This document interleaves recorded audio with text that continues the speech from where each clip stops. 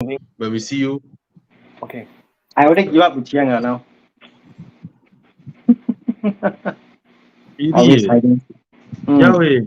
Always hiding for what? Sorry, my wife brought me a really nice pandan cake, so I'm enjoying Yeah. that pandan cake now. Oh, why not?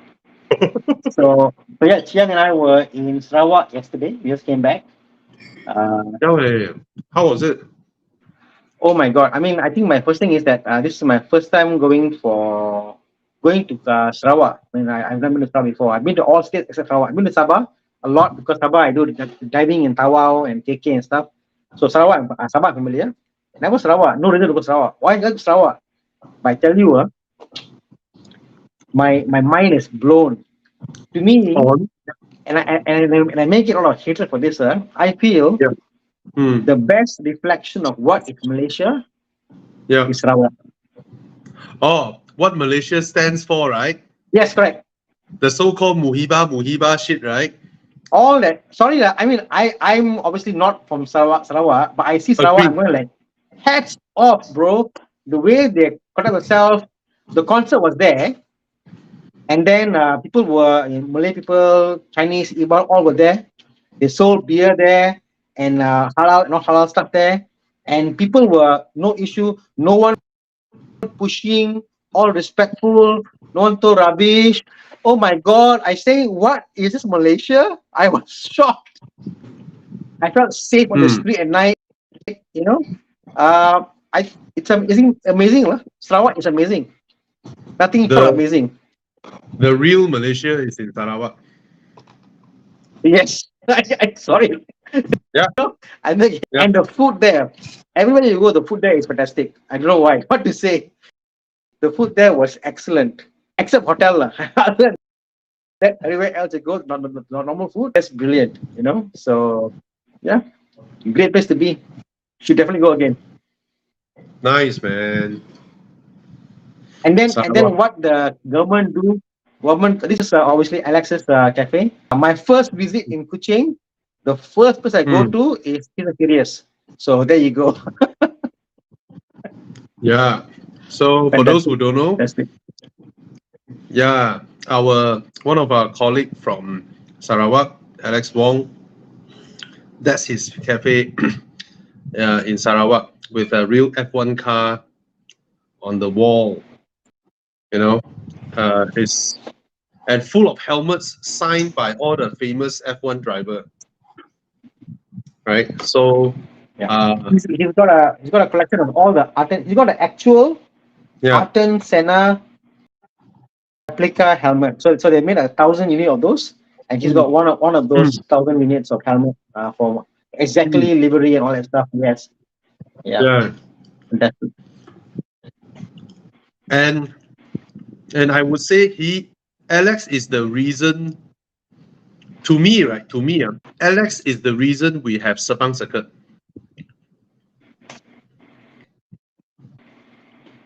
Because he was the one who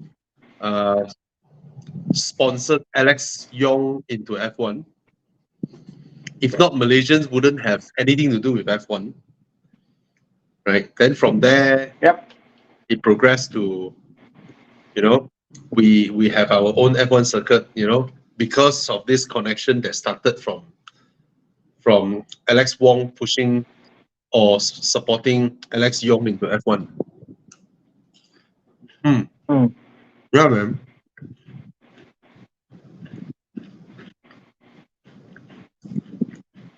All right. Wow, amazing photos. Nice. Yeah.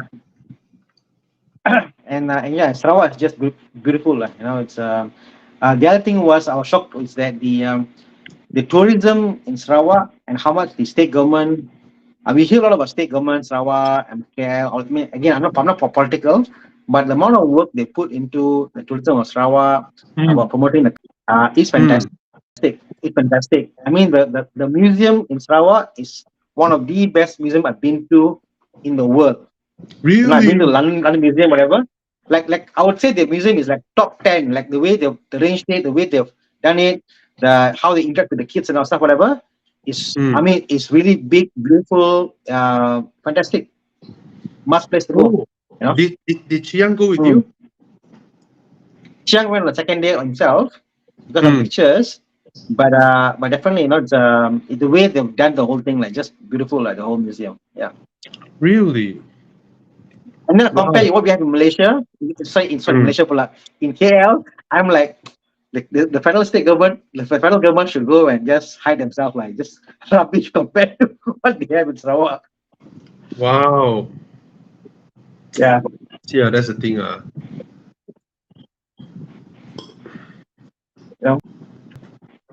Very Yeah, I good, should very go good. for a proper visit. I should go for a proper visit. How is it? Yeah. A lot of stuff there. I've only been there once. Yeah. Yeah, man. My first and not last, and I'm definitely planning a trip down this year to Hmm. do a Borneo kind of drive, Alex has offered to let me use his Daimler 6. So Daimler 6 from point to point, Borneo Enduro. Yeah. Exactly. Yeah, man. I want to do it. Very, Ship our cars over. very. All right, guys. Okay, stop here. Okay. No, This picture here, I think this picture over here, this picture, it's basically like AI, So there is like they will project on the floor, and as the kids walk, it will unravel stuff. And some of them can kick the ball on the floor, it'll go around. Very interactive on the floor itself. Amazing. Yeah. Okay. Cool. Wow, can't wait to visit. All right. Chiang, is Con joining us? Yes, Con is joining. Anyway, come on. Let's pick some questions to help people then. Yeah. I can't pick today. I'm on my phone, but please pick and I'll answer them. Oh. Chiang, you pick one. You answer? I haven't given it. You answer, Chiang. Okay. It's a Model 3 competitor. Oh. In what way? I mean, size or what? Engine or what? Or motor Size and power. Size, power. What's the range like, Chiang? 500 plus. So it's a Model 3 competitor. And what about the price in other markets? Let me Google search. Let me search. Charging speeds and all that? The charging speed is slower. 150 DC in Singapore. 150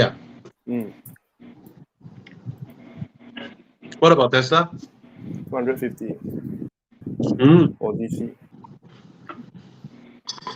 Wow. Yeah, we haven't said hi to everybody. Let me see if I can log in on my laptop. 1 second. Hey, Chiang, Dato say your mic volume very soft. Okay. Is it better now? No? No. It's you, Chiang. You need to pick up.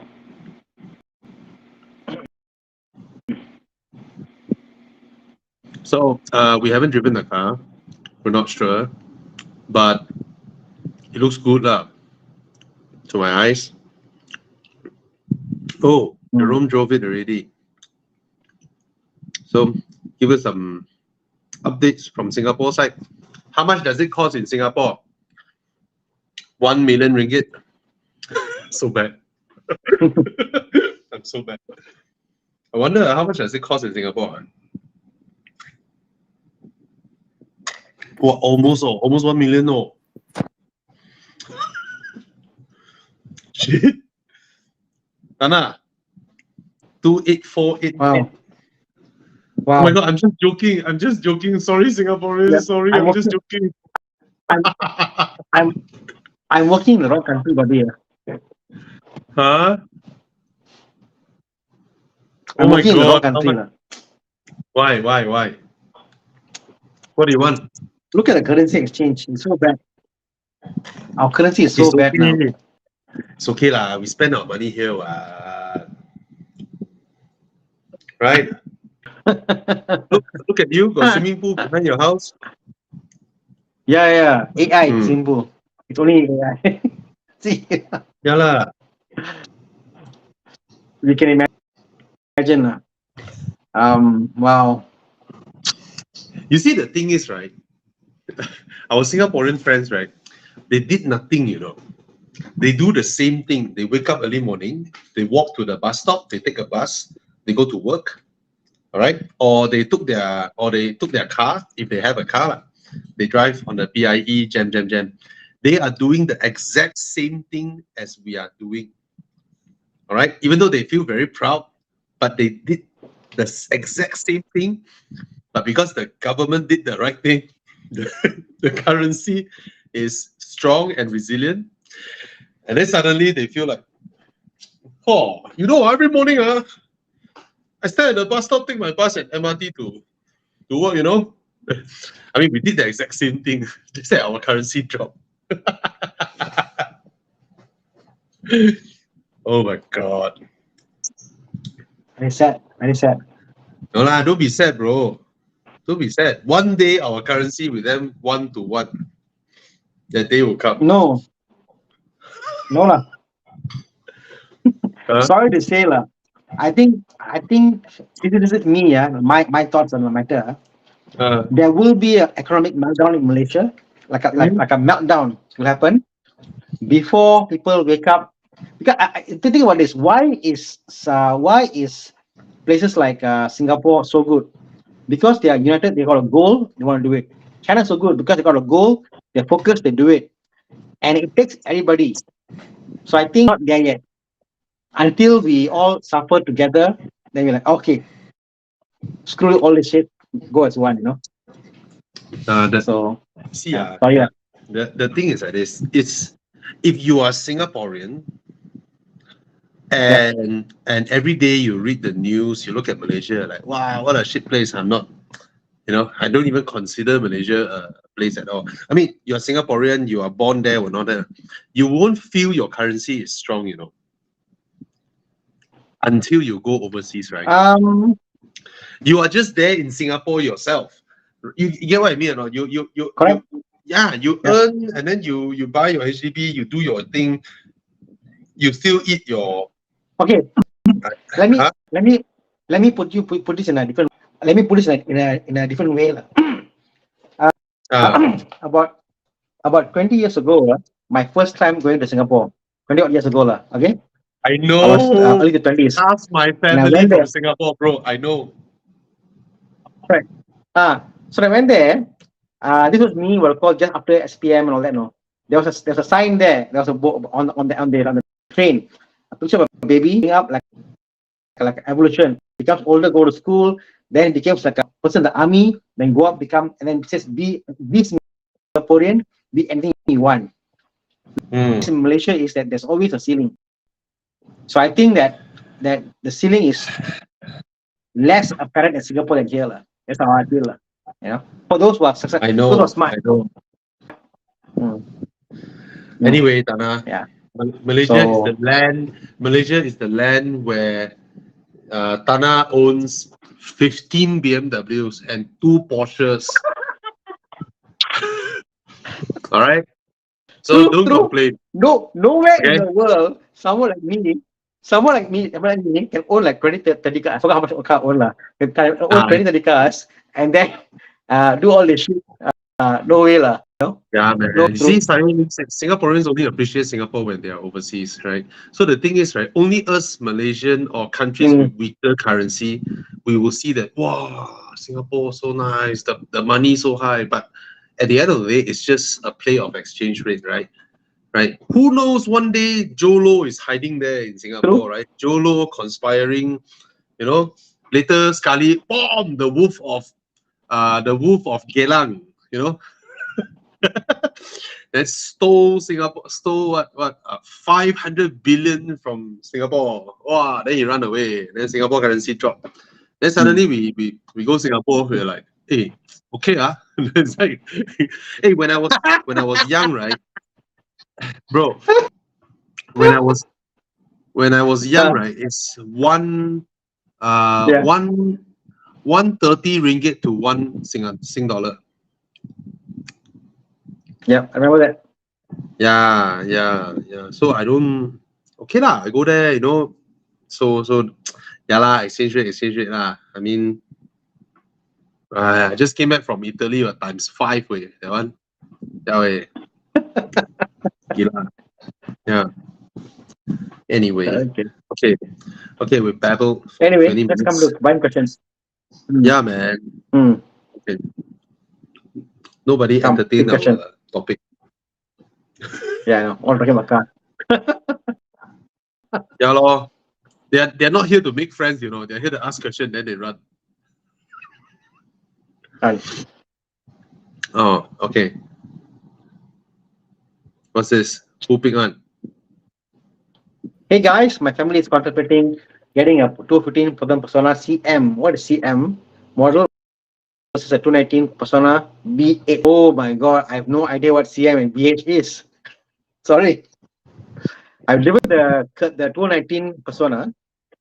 I can tell about that. It's a CM and BM, the variant. The 215 variant. Huh? CM. We need call for this. I have no idea. Oh, CM Yeah, is the. I put it down. Oh, earlier model. Okay. Why? I Why mean, would you want the? I've seen. Yeah, exactly. I've seen the CM model, in the earlier model in terms of mechanical and stuff. It is shit lah. I mean the coil plugs, the thing, the durability, the steering rack, it is quite shit lah. No, I think the rating is bad, and the way the car is engineered, like, you know. So I wouldn't get a old Persona. You know, I'll put my bets on another maker brand lah, not the Persona. Very badly built. It's a Yeah. used car. It's an old used car. The new one we have test driven that's quite okay, decent, I think. But the old one is no lah. Skip it. Mechanically, the mechanics of the car is bad lah. The earlier generation model. Yeah. Okay. There you go. Thana, this one. If you have 320k now, would you buy a Recon 2020 A35 AMG or go for a brand new G20 330i? So obvious. 320k. For me. The thing is, right, I would pay 320k for you see, an A35 is a used car, right? So if you have 320k, why don't you get an M340i? Yeah, exactly. It's also a used car, and from Sam W Auto Selection, and you will have heaps of fun, you know. All right. Yeah. So I would go for this one versus the other two, and it doesn't have the dreaded single piece screen. You still have a gear knob. It's still like a car. You have your aircon buttons. You have your radio buttons. I would go for this. All right. Agreed. Yeah. Today I drove the iX, right? Now in modern BMWs, right? I'm like, what, you know? My mind thought of wanting to do something, and then I look at the dashboard, and then I gave up. Then I decided to do something else. It's like, I wonder. Okay lah, never mind lah.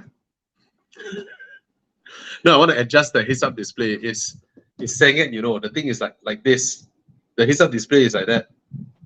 It's slanted one way. I have no idea why, and then I want to adjust it.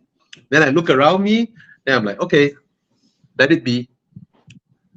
I only managed to fire up. Is that why points? Huh? Sorry? Is that why Tesla is the way it is? Tesla is the way it is. So they make it like malas lah, then leave it lah. Just drive it lah. I don't know, man. Less is easier for them to manage.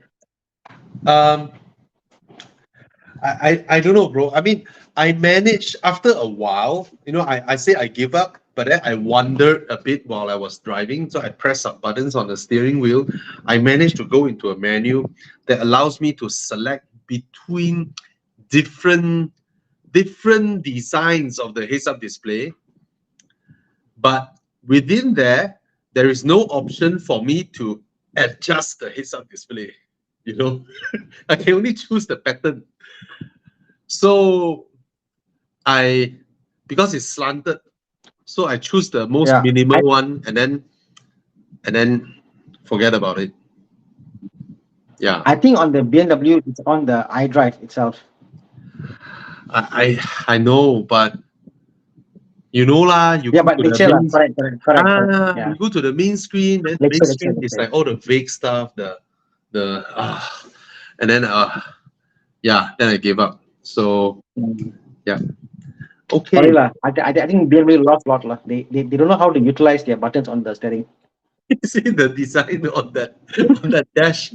What is that for?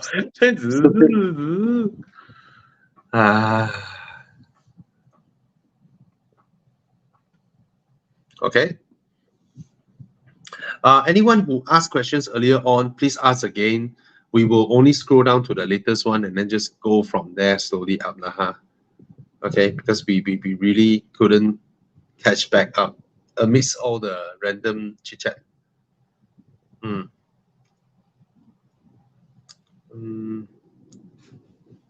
Chiang, you okay, Chiang? Chiang is like, can I hide? Or can I pick question? You pick and you read lah, Chiang. Let people hear your voice, ma. Okay. So this is a Brandon Lim. Merc has decided to cancel all the A model except CLA. Should I buy equity sedan now or buy CLA? I don't know why people want to buy cars because they are not protection, not because they want the car. Why? Okay, I don't know, man. For the new generation, I really do think the CLA is not bad, I don't really like the A250. Okay, I don't really like it. I think the CLA 250 is okay, because it's quite a looker. It's quite handsome, you know. Other than that, that's about it, lor.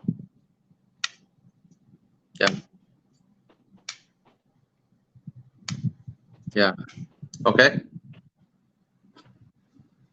Why, Thana? You okay or not? What's your think? What are your thoughts? Okay. I just think that it's a lot of money to pay lah. A lot of money to pay for. I mean, it looks good, but it's a lot of money to pay lah.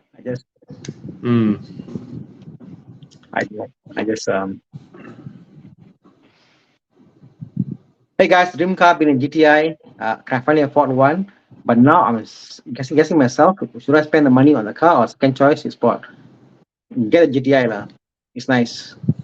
If it's your dream car, if you can afford a GTI. If it's your dream car, it's nice. Yeah. If it's your dream car, get your dream car. Like the CLA will be will the CLA be a dream car purchase for that kind of money?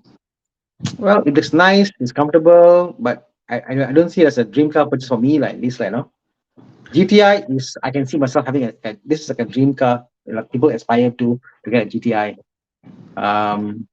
So yeah. Some people aspire to get a GTI. Some people aspire to see a Mercedes-Benz key on their desk. It's like people buy Rolex lah. You know, they buy and then they put it on their desk. They're like, okay, it meant something for me. It's a reward for myself. I've been hardworking. I've been responsible. You know, I work my way up, and it's my own self reward. I think Mercedes has that thing there. You know. Yeah. True. My mother always asks me, why don't I buy a Mercedes? Yeah. so yeah. I guess you're right, you know. Yeah, it's different, right? I mean, you spend 30,000 on a basic Rolex, 30 or 40,000 on a basic Rolex, versus you spend 30, 40,000 on a Bell and Ross, it's different. You know, I mean, in terms of resembling where you are in life and all that lah, there are few brands who can do that lah, right? Yeah, yeah, lor. True. Yeah, lor. Anyway, So yeah, so Nick, get your dream car. always go for get a dream car. The GTI is much better spec, more comfortable than a Swiss Sport, in my opinion. I love a Swiss Sport, but compared to GTI is more comfortable. It's a different segment, like my opinion, just nicer. Yeah. However much we love the Swift Sport, I think I love the Swift Sport more than the GTI, but it's a different thing. The Swift Sport is like a racer boy car. The GTI racer boy, but there is that German premium feel there lah. You know, that kind of mature feel there, which the Swift Sport doesn't have lah. Right? And then of course, different power, price. And the power it has, you know, it's crazy. Spinning potential, it's crazy. Yeah. Different price point. Okay. Come. Apa lagi? Chiang, pick questions, please. Nice ones. Yeah, Chiang, do something. Do you think it's a good idea to buy a 2016-18 BMW M4 with 50k mileage and use it as my only car? Might put 20-30k on a year basis, so that's fine lah. I drove one. I was taken aback how similar it was to my base series. Something about the car. I guess it's actually wider a bit, like, no. And then I was shocked how smooth the car actually is. I felt the weight. The car has got a weight, like, it's a weight to the car compared to F30. F30 is very light. The M4, the 4 series, whatever, has a bit of weight to it. So yeah, nice, very nice. Congrats, bro, Speed Hunters. Congrats. If you are buying an M4, do join us for drives. And yeah, man.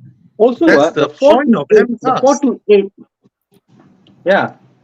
You know the 428, Bobby, the N30 engine.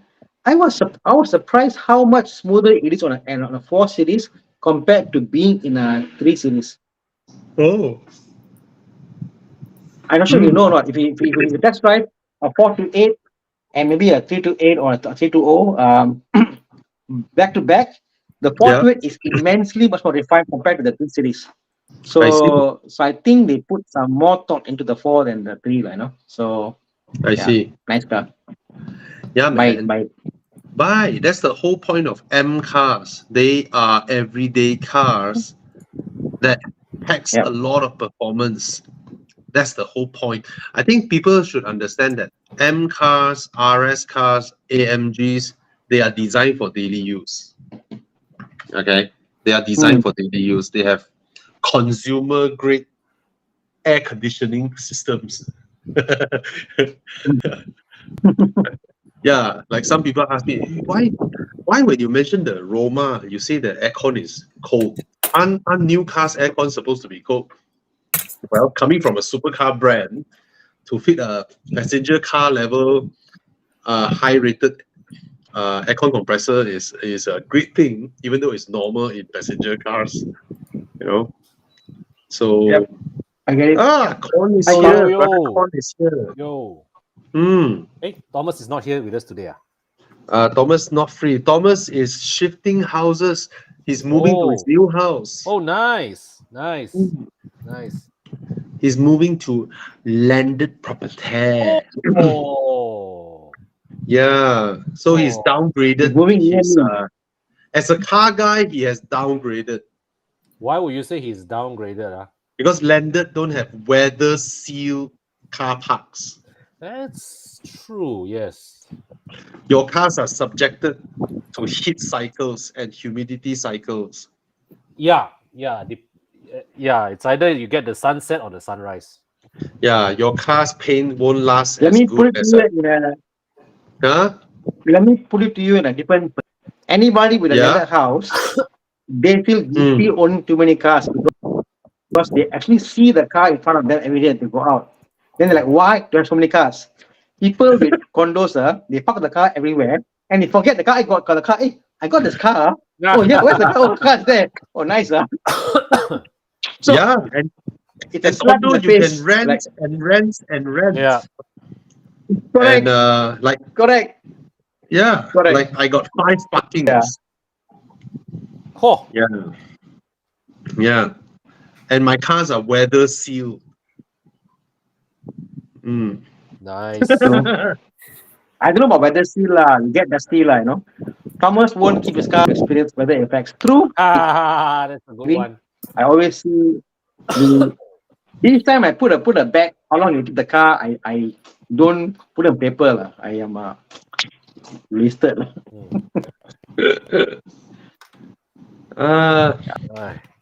Okay, just now someone asked about. That is good. I want to answer this question. Hey, where's that question? Wow, fly so fast. Wow. Okay, from Ultraman Tiga. Okay, the RS6 and RS-Q8 has the same 4-liter twin-turbo V8. They are reliable. These engines, I saw you ask about the engine. No worries about the engines. But then, of course, these cars come with a lot of specifications. Like soft closed doors lah, and then this sensor, that sensor lah. I mean, the more things you have in your car, the more chances of them going wrong, and then you need to replace them. But they are not hard to take care lah, at the end of the day lah. I think the most headache part with these two that you list here would only be the air suspension. That is the weak point. They generally last 2-3 years, That's about it. And then you need to replace certain parts and all that. So it's just the air suspension. All right. So yeah. Another guy asked about my RS6 fuel consumption. Well, it's a 4-liter V8 twin turbo. Okay, but it's less. It is a little bit more efficient than my previous 3-liter supercharged Audi. Yeah, so I'm happy with the fuel consumption actually.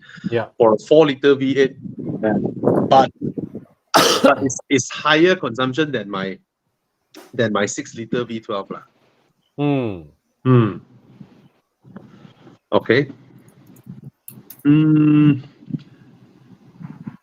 But then again, I don't really experience a lot of traffic jam. Yeah. I'm getting 4.8 km per liter on my S63. Ouch! Ouch! But it's okay, bro. If you are from 4.8 kilometers per liter. Kilometers per liter. Yeah, if you are from Malaysia, okay lah. I mean, our fuel not expensive, but right. But S63 is an wow. How come 399? What? Serious, actually? What year is this? What year is this? 2015. Wow. 2014. 2014. 9 years. Wow, 399 bargain way. Oh, Bobby's getting itchy. Bargain way. 399 S-Class Coupe way. This to me is proper Mercedes-Benz. Yep. Yeah, Mercedes-Benz in my mind is very atas one. Yes. So this to me is what Mercedes-Benz is. And Utaya Kuma, good car.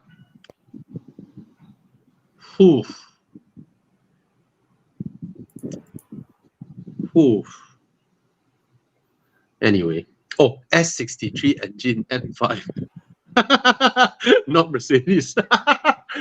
He's talking S63 engine. Oh, okay. M5. Yeah. Yeah. Huh? M5. Okay. KCH Rider. Another question. Is it risky to buy a used 2014 CLA 45 AMG price at 175K? Is the price reasonable? I mean, that's the market price, right? The day Yeah. Mike Yap was telling me, right, there are some that are changing hands for Civic prices. Oh.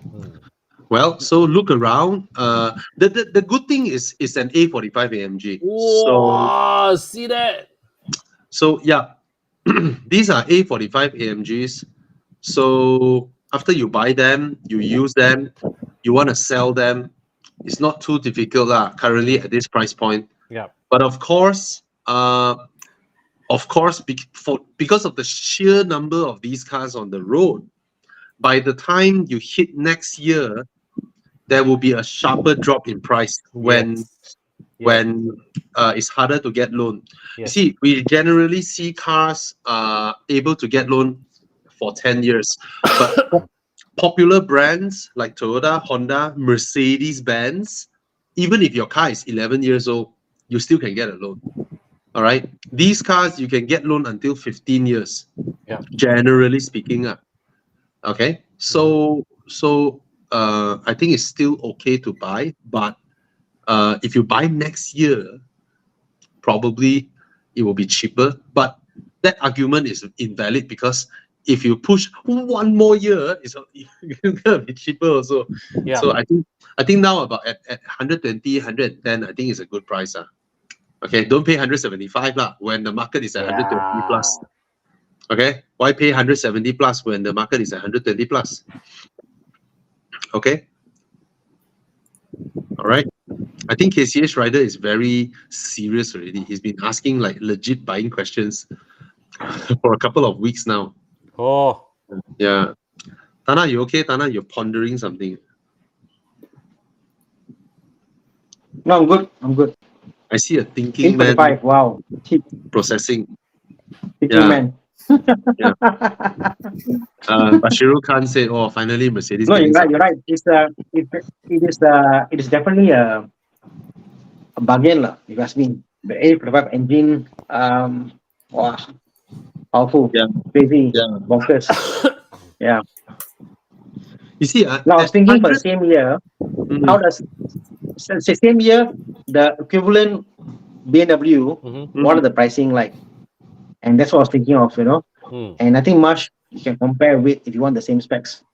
No, BMW doesn't have anything that offers the same kind of experience as the Mercedes 45s. You see, I ask you guys a question. Let's say a young guy coming out to work, he has a family given car, he drives, then he work, then his salary increase, so he's ready to get into cars that are 120, 130K. But he's a car guy, so he wants a performance car. Then you look at the market. Toyota 86, 120. A45, 120. Right? The amount of imaginary 86 that he can overtake going up Genting in his A45, just in his mind, he's like, wow, it's serious power for that kind of money, you know. Yes. Even if you put F30 335 on here at 125, it's about the same price now. F35 for 120. So 335 and then you got F45.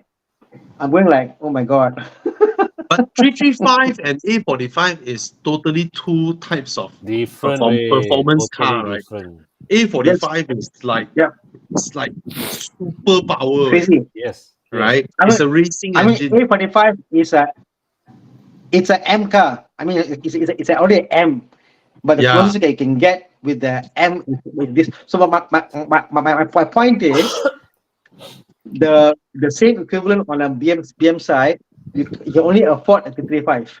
Yeah. And then here it's a proper AMG car. Man. So yes, full-blooded bargain. Bargain. And to think that now youngsters with 120k, 130k can buy A45s. These are cars that, for the longest period of time in car history, right? No one can pay 120k, 130k and bully Ferraris on Genting. Yeah. Yeah. Yeah. The time has come, way.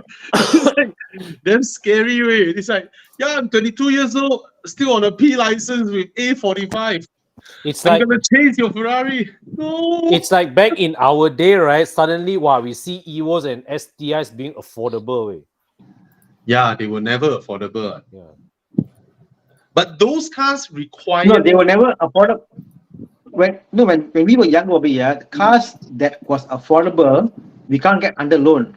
Yeah, The yeah, cars yeah, when it dropped in price, like I remember a point in time, Supra Mark 4 was 200 plus. I was like, wow, maybe I can afford it. But then like can't get loan. You know? Yeah. Can't get loan. Oh. So and then this is loanable car. Crazy. Yeah, way, crazy. The kind of power now, modern cars is crazy. Dangerous. Okay lah, time I start buying slow cars lah. I buy slow cars, I drive on the road lah. So they can't they overtake me, I say I'm driving a slow car. It's dangerous. Yeah. Yeah, man. Yeah. We need more people like Ivan Kong to give more driver trainings. Then Ivan Kong will say, get a Actual real low. Yeah. Yeah. It's funny because we were talking in a group, you were in Bobby. Some of them were saying they prefer lesser power cars with more engagement than now they've driven what are called faster cars. So people are actually going backwards lah. So But you can only go there after you have experienced speed.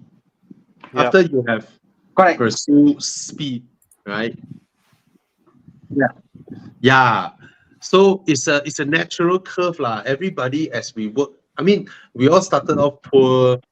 We work hard, right? We wish we can get into performance cars. You know, we always felt that we are slow because we are poor only. You know, moment I get rich, I get the horsepower, I will overtake you. You know, that kind of mindset is always here. You know, slowly, when we manage to reach there, then you realize that's not the case.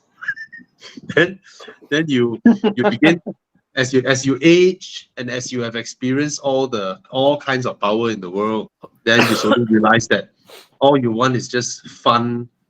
Then you come back to getting those cars that provide driver engagement and fun and all that, and not just purely power. Yeah. Agreed. I'm only there. Yeah. I'm old. Yeah. Oh, soft top. Yeah, 1.5. Hui. Not that old, Chia. Oh, this car so old already, man. Wait, 2015, this car. Oh my god, time flies, way. Yeah, man. Yeah.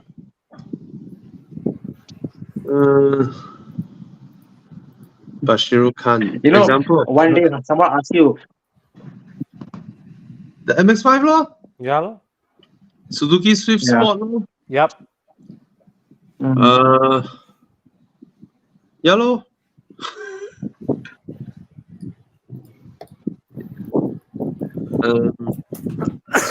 You were saying something, Thana?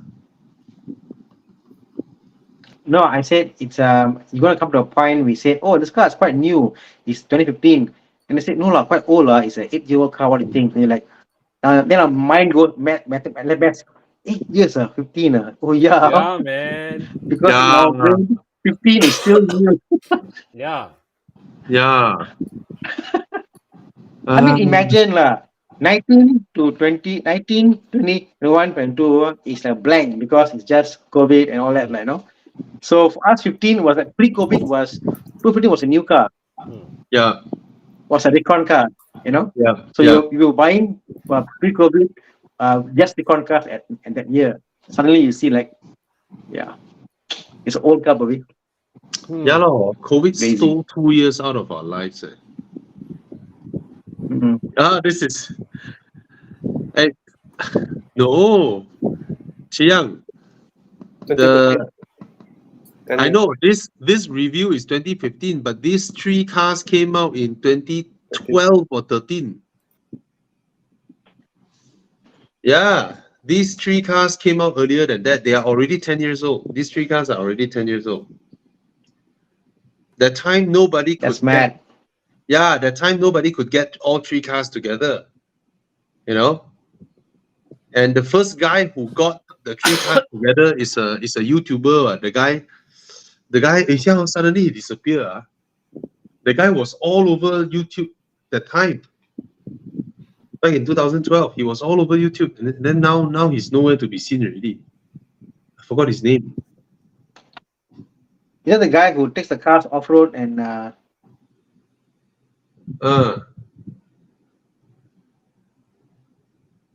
Yeah, who was the guy, the YouTuber that got the so-called the Holy Trinity together?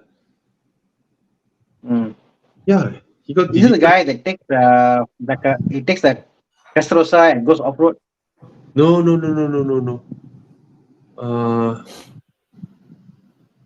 SCD. Huh? The YouTuber was called SCD.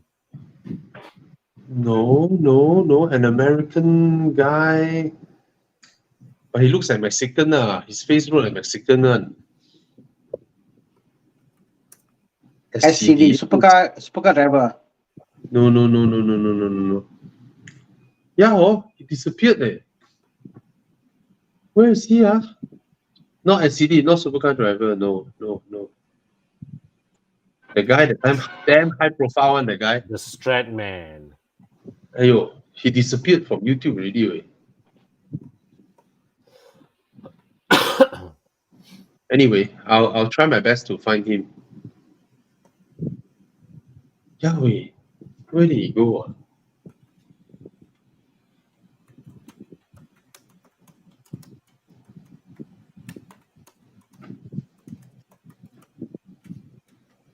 Oh my God.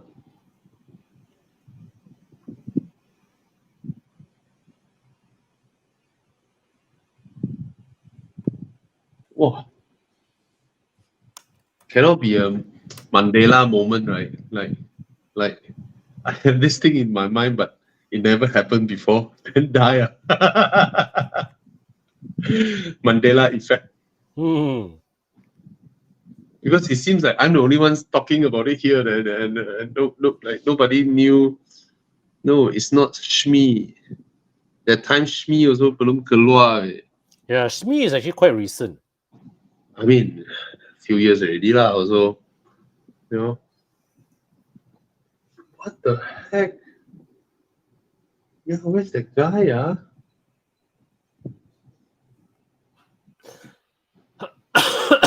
Okay, you all continue. Con, you continue first. Okay. I cannot tahan. Okay. Wow, Bashiro, you bought the car. Congrats.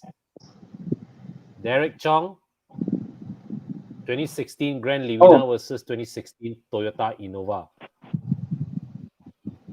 What's that, Thana? Where you go? I would marginally recommend it. I'm now in my office now, actually. So in my shop. Oh. Yeah.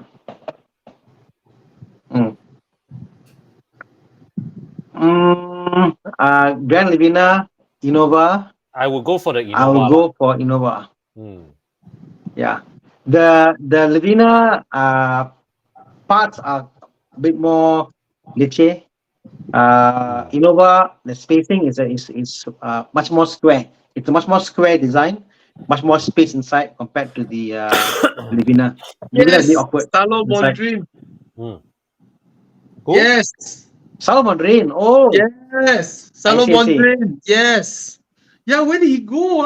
He's still around, but no, it doesn't come a while. I go see maybe channel there, but he does more on what I call lifestyle content, and he's now very big into the content in Latin, in Spanish.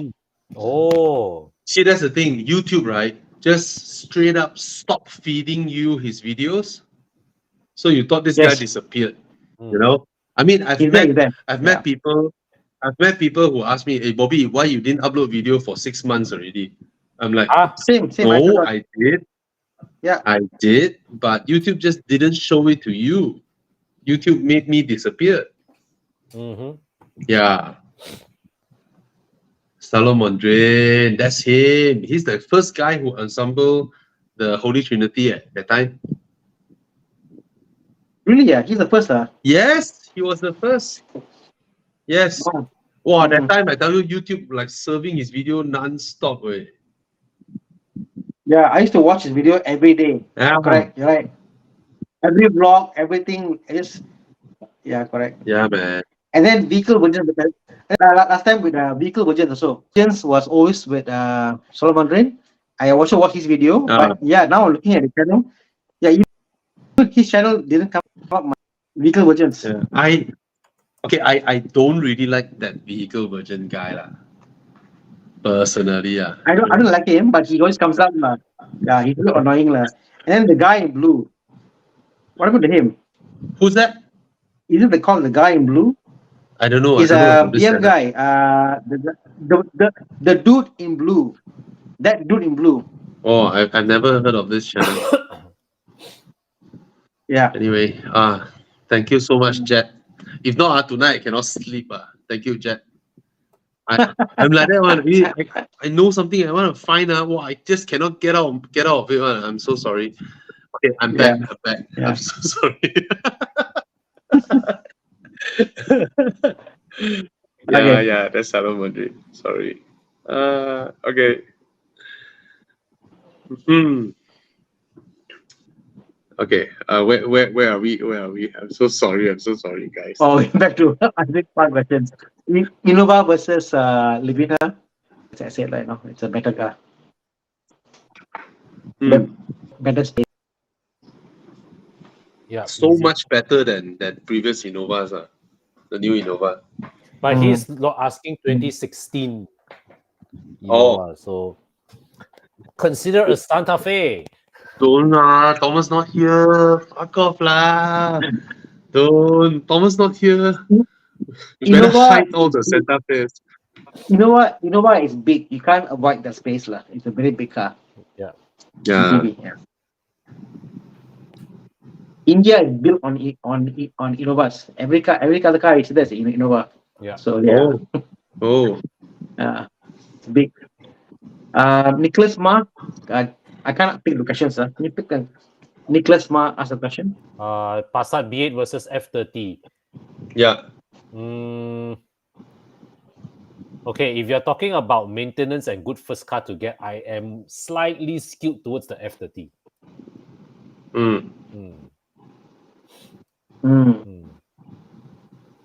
Okay. Yeah. I prefer the F30, but I must give. I think the Passat is a easier car to drive as a first car. Yes, That makes sense. Passat is a more refined car. The Passat is, I believe, a more refined car. Yeah. Yeah. For me, for your first car, lesser things. It's a fine engine, for final drive car. Lesser things to go wrong in a Passat lah. Yeah. You know, the F328 especially, unfortunately, has been owned by a lot of people who wreck the cars. Yeah. The 328 are cars that people have wrecked the car. So your first car, unless it's a good condition car, go for it. If not, the Passat is a safer choice lah, in my opinion. True. There is a lot of poor condition F30s out there. That is true also. Plenty because of all the racer boys. Plenty. And Okay.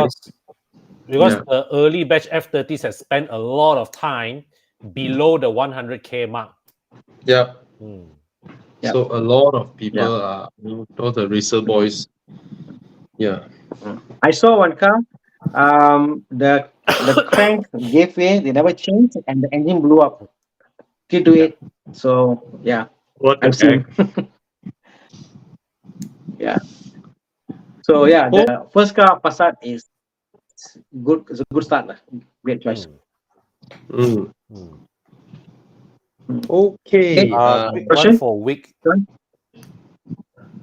Oops. I don't know how this one suddenly pop up when I want to click Vic one. I think it was a new Never mind, we'll question. take this one first. Use GLC or CX-5 2.5 turbo or something else. Forester look good, but it ain't the Forester of old. Yeah, so you want a new replacement for your SUV. You mind telling us what is your you're current? driving now? Yeah, what you're driving now? The GLC is larger than the CX-5. Okay, it is larger, and of course, it looks more premium, lah. It is a larger. It looks like a larger car. So there's nothing to tell you should not go for the GLC lah. Yeah. I have no reason to go against the GLC. I quite like that car actually, from Mercedes lineup lah. Yeah, GLC Tarak footrest, but because it's an SUV, your sitting position, your relationship between your butt and your footwell is different from a sedan. You're sitting higher, so you don't rely on the footrest that much. When you sit lower, you rely on the footrest more, and then chances of you throwing your SUV in a really tight corner is lesser. Yes. Right. Yeah. Okay. Yeah. X-Trail. Oh, currently X-Trail. Yeah. Super sluggish. Oh. Yeah. So yeah, you can get a GLC up to you, or a CX-5. CX-5, you won't feel like you have upgraded in terms of space lah. Yeah. But ride quality, interior build quality, anything is better than X-Trail. Yeah. Okay. Engine, drivetrain, all. Okay, thinking of selling my F10 565i as the car feels sluggish comparing to my F30. Any suggestion for budget within 160 to 180k? Need to be able to hit 4%. How about an F10 M5? No. I'm so bad. Or a 640 Grand Coupe. 180k, right? Do you know you can 160k? You can buy 7 Series. Yes, I was going to say that. Yes. Yeah, but if you don't want to look like a driver, just try and not dress up that well when you're driving your 7 Series. Yes. If you drive a 7 Series, you have to dress down to show to people that it's your car. If you wear too formal, right, you're not a driver. Okay, no, jokes aside, 180k can get G30 or not? Yes, you can. The first batch CBUs can get at 180 already. Wow, bargain. So yeah, get a 7 Series on a G30. Jackson Wong made Jackson Wong made a comment about Cayenne. Why not Cayenne? Jackson Wong has a comment there. You get a Cayenne. Well, that's Jackson. Cayenne, it will be very old Cayenne, right? Correct, ma'am. Wow! 160k also can get so nice this car. G30, time flies that fast Yeah, hey, this is now officially previous Gen 5 series already. Oh, and then the new one is, oh my god, the new one. Oh my god. Yeah, you want to show people the new one, the new 5 Series? Oh, I don't know what to say. No, I think the front I can still accept, but the back,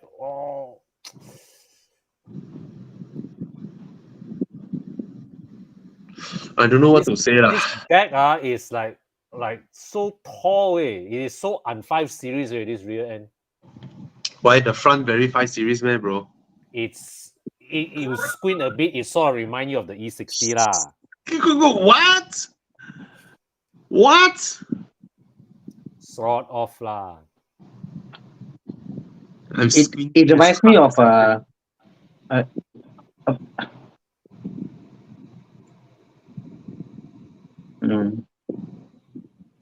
what is that, very 2 Series design. So to answer Kwan Man Ho, right, 2025 30, absolutely worth it to buy because what's coming next is this. Yeah. But I guess his question was it wasn't as engaging with F30. I think the reason being is that F30 is lighter. I think it's lighter is the word. Lighter is the word because the F30 steering rack is very light. The F10, the 535, heavy. It's very heavy for the car. It pulls hard. It's nice, but it's not as nimble as the F30. So I think he's looking for a nimble, light, four-seater car. Thana, the 535i, right? The engine only wakes up when you full throttle. Yeah. Yeah. Right. Correct. When you don't go driving full the car, throttle, like most of the time it's slow. lazy. Correct. So to drive the car properly, I was always driving the car. I was like, I'm always doing this in the car, and it was nice to drive, but it didn't feel the weight of the loftness and the smoothness what I want to do. It's almost like that the engine should have been in where it should be, not with the F10. It's not a light-footed car. It is not a light-footed car. It is. It is not. Yeah. You must. The engine only wakes up when you go full throttle. If you don't go full throttle, you just trundle along, right? It's actually a very lazy setup. The setup is lazy. Yeah. Yeah. So, what to say? I guess that's the characteristics of the generation, Yeah. It's the can't say much, characteristic. So our suggestion, maybe maybe in between you go for a 4 series. If you like something in between 6 series, a bit of this and a bit of that. But that's my thought. But I would say, he got an F30 already.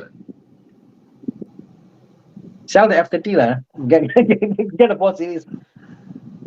Oh. Because the 4 series is much more refined than the 3 series. The F30 like means 4 series, you're like, wow, this is even nicer. The way it drives, the way it glides, the power delivery. But same interior,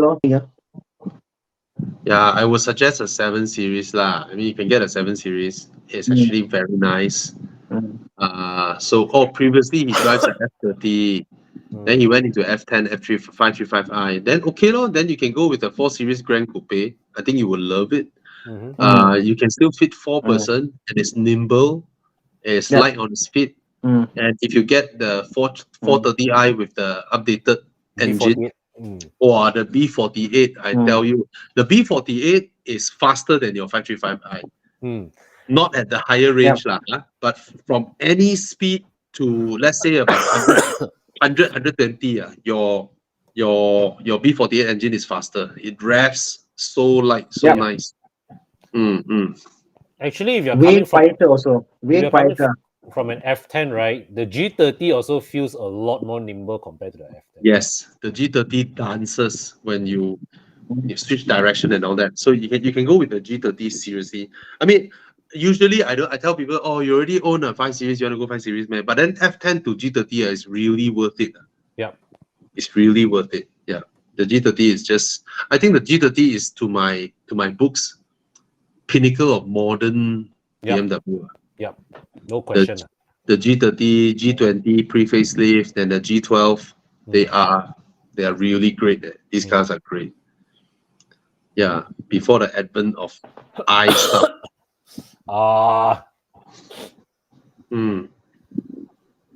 You okay? I caught not feeling well. A bit of a cough lah. My kids passed. I think my daughter passed me a cough or something. No, the weather, the air, and all that. Both my kids are down with sore throat lah, stuck nose lah, fever lah, and all that. Yeah. Okay. Same here. The same house. Porsche question. It's really a matter of taste lah. I think between the two of these, right? It's 981 or 718. I think it's also a matter of cash or no cash lah. I mean, like if it's a cash buy, you can buy a 981. I would say why not you consider something newer, a 911. A 991 if it was very nice to drive. I mean, if this conversation were to take place like 3 years ago, go ahead. No, if he says it's a Boxster, I understand. On the moment you want a coupe a coupe format, a Cayman 981 cash Yeah. versus a 918. Then I said, then you can afford a 911 what? Why you want to buy? Why stop there? Take a loan, 991, and go that direction. I know why stop at 981? You know. Yeah. Sorry, God. Oh no, It's time for me to ask Chiang. Yes. 2 liter turbo or 3.4 NA? 3.4 sounds nicer. See, Chiang straightforward. Yeah. It sounds nicer. The thing with sports cars, But I'll get a Boxster lah. Yeah, of course. None of us will get a Cayman. None of us will get a Cayman. Probably Con doesn't like drop top that much lah. You know. I will go straight for a 911 actually if I'm Porsche shopping. Okay. So the sound is what matters at the end of the day. Yeah. Okay. Yep. But that being said, right, there is a case for the 718 in terms of the day-to-day drivability. There are some people who just appreciate the instant torque delivery from a Definitely. Yeah. Definitely, it's fast. It's mighty fast. Yeah. Yeah, it's not just a little bit faster. It's really fast. Yeah. Okay. I saw another question from Derek Chong again. Just now he was asking Persona versus Persona, and then now he wants to ask about a Saga for a family of 5. See, the Saga definitely can fit 5 person, but if you think about family of 3 adults and 2 grandparents, that means your grandparent need to squeeze in to your Saga. So for your budget of, I'm just assuming your budget is 40 something thousand, right? Can he get an Estima? It would be a pretty old Estima. You'd be surprised. Wait, Estima. Yeah, it's very old. 20 years old. Maybe Accord. Yeah. Previous gen Accord. Yeah. Yeah, Estima, I forgot the resale value very high. Yeah. Wow. Market is full of Estimas. But you wouldn't know, you know. I mean, yang apa ni? See, even the 2008,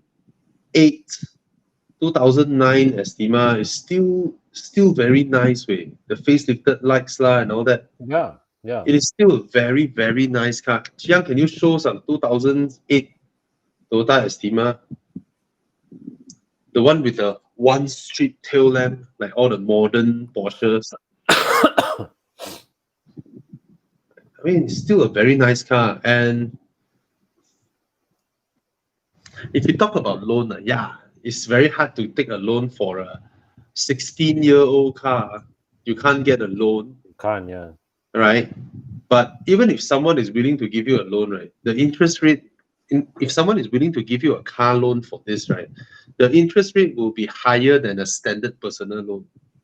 Yeah. So why don't you get a personal loan instead of a car loan and buy a Estima? I don't know why people are so against getting personal loan to buy cars, you know. We're talking about upfront 40, 50 grand or taking a loan. I mean, if you can get a personal loan to buy a car that is suitable for your family, you know, you say you have 3 adults and 2 grandparents. Your grandparents will struggle going in and out of a Saga.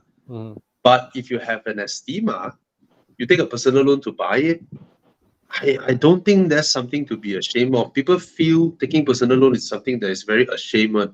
Hey, personal loan is fantastic, right? When you late payment, nobody tow your car.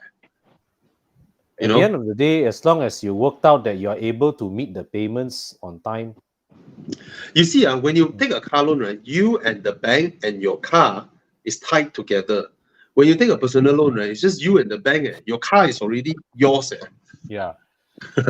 You know, that day Your I car heard is someone. already yours. You know, the day I heard someone even more power. You know, he used credit card to buy a used Maserati, and then pay 1 year installment. Well, yeah. I mean, I was like, Walao "Fuck, eh. clever way." Clever. I don't know. But The loan is apparently he was saying you managed to structure it that the interest rate is cheaper than personal loan. okay, smart. Smart. I mean, because credit card you can, like my credit card, right? I can make a big purchase and then make a phone call, Yeah. and then ask them to convert it to a 1 year or 12 2 year 2 year, yeah. plan, and then the interest rate is only like what 1% or 2%, you know. Yeah. One off lah. The bank will charge you the interest rate one off, Yeah. and then you break down the payment like that, no? And then you get the points. It's damn brilliant, way. Yeah. Because first of all, this customer, he already had like 100 over 1,000 per year credit card limit, and he was able to break, I think, to like 1 year or 2 years or 3 years payment. Yep. So, wow, you damn hero, way. So Derek, So don't the you were saying, Thana? no, okay. Yeah. So don't limit your choices solely by looking at what new cars are there on offer. Okay, because if your family legitimately needs it, then from this case, I think your family needs it. Now Odyssey on the same price at 40 over 1,000 is not as usable as the Estima, because a 40 over 1,000 Odyssey RB generation, It's even older. it's a family wagon. It's not something like an Estima. All right. This era, Japan has all this family wagon. You know, they have like 4 regular doors, and then you have 1 extra row at the back. You know, you still fold the rear seats to climb up and all that. It's not a sliding door or a easy egress like the Estima. So there's no challenge. Yeah. Even though the Odyssey is cooler. Oh yes, way cooler. Yeah, but it's not even near the Estima in terms of space. All right. R-Class cannot lah, the maintenance, cannot get parts. Cannot. I do fancy an R-Class, but cannot. Okay. So, yeah. Yeah, I have to concede lah. There's nothing like the Estima. Yeah. Pilot seat, walking backwards. Yeah, Cannot compare. I mean, a cheap option would be a Nazaria, you know. But maintenance will come and hit you. But the Nazaria is obviously way cheaper, you know. So whether you want to pay cheap or you know. So okay, there's one that is more recent, 2011, 2012, 2013, Mazda 8. Okay. It is taller than the Odyssey, lower than the Estima, but it has sliding doors, right? Egress is very easy. And I think the latest car you can get is 2012 or 2013. 2013 is the latest you can get on this car, which is 10 years old, which you can easily get a loan. Consumption is a bit higher. Fuel consumption is also 40-something thousand. But the gearbox is more resilient than the Estima gearbox, from what I heard. Other than that, it's okay. Apart from fuel consumption slightly higher, it's decent. It's a nice MPV. It's not as high as the Estima. It also has the sliding doors. Okay, the Mazda 8. Does it have a turbo? Yeah. Is it turbocharged? wait, why And are we talking about the S-Max? Huh? Ocon. Well, What about S-Max, S-Max? S-Max needs somebody with balls of steel to get, but it's great to drive. Let's put it this way: if you're looking at a saga, right? Maybe not lah. If you're coming No. from, I mean, if you are thinking of a BMW, then going into an S-Max, maybe you still consider. Ford S-Max, even until Con's generation, right, is an option between the second row or the third row. Yeah, It's not a true seven-seater, right? it is not. It is not. But Yeah. it is a very the third, No, the it's not, second it's row not. is a very good three-seater row. It's a three. You can Three- sit like three adults inside there, or you can fit two child seats and still have space for an adult. It's the European kind of three individual seat I mean, second yes. row, right? Yeah. Yeah. In that sense, I think my Everest has got better legroom and space than S-Max. Oh, the S-Max third row is useless. Let's put it this way: the third My row is It's an Everest option. row is proper. just use it for luggage. End of story. Yeah. Yeah, but your Everest, Thana, your Everest is a leather Yeah. frame. Mm. Grandpa, grandma cannot. Yeah. Higher. But Not okay easy to lor. go up and down. Yeah. It's not easy to go up and If down. 5 people, he doesn't need a 7-seater also lah. I know, but even going up, Mm. it's a climb. Yeah. It's a climb going up. It's different from those Japanese MPVs. Even the Totally even different. understand, even a Fortuner, all this leather frame chassis are all like I gotta go up. Yeah, with the grandmother, I guess so lah. Mm. Estima. Yeah, lah. Estima. lah. Yeah, lor, Yeah. Estima. How's your S-Max, Con? How many years have you owned it? What year is it? How old is my second daughter? 4 years old? Your car is what year? 2016. Wow. Mm. So how has it been, the car? Lovely. It's just No that every time. kacau, nothing. Nope. It's just wear and tear lah. But wear and tear is more. It's a more expensive car to maintain than my BMWs. So there are wear and tears that cost money. Of course. Like, can you give some examples? Like, Battery, for example. This okay. S-Max chews through batteries. If let's say that you go back to Ford, if you go to Ford, right, a battery for the S-Max is 3,000 ringgit. What? Mm-hmm. Why? Why? I don't know. So what? So at that time when I went back to them, right? So they tell the manager was very kind. I have no idea. But you know what? So what they did was they put a Ranger battery in there, which is half the same rating, same spec, half the price. But I can feel when I start the car, right, the cranking is not so strong. Ouch. I mean, batteries are designed such a way that they are what do you call this? It can be the same NS or DINS. There is cold crank and CPA rating, cannot be 3K lah. Something well, there. I am happy to send my car to Plus Performance for my next battery change. Yeah. It can't be because I know, like, I mean, that your car is markup. There's a car that start stop. No. The car that's your car. There you go. Then something wrong. Dealer markup. Crazy. Yeah. Gila markup. But lovely car to drive. Every time when I go on a outstation trip with my family, I was like, oh yes, this is why. This makes it all worthwhile. On road trips, right? Yeah, fantastic. The capacity, then the let's say like if my kids needs to shishi, I can just gun it and I reach the next rest stop in 5 minutes. All right. Yeah. Okay. So I hope we help Mr. Derek there.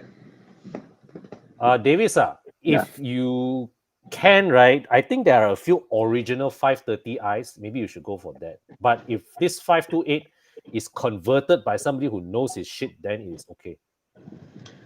But what's the point? Even a 530i is not expensive. It's not. So just go for an original 530i. Exactly. Why bother? Why even bother? Yeah. Yeah. Let's take this question from Bashiro Khan. Guys, if Stay Condo can fix a charging box for Tesla.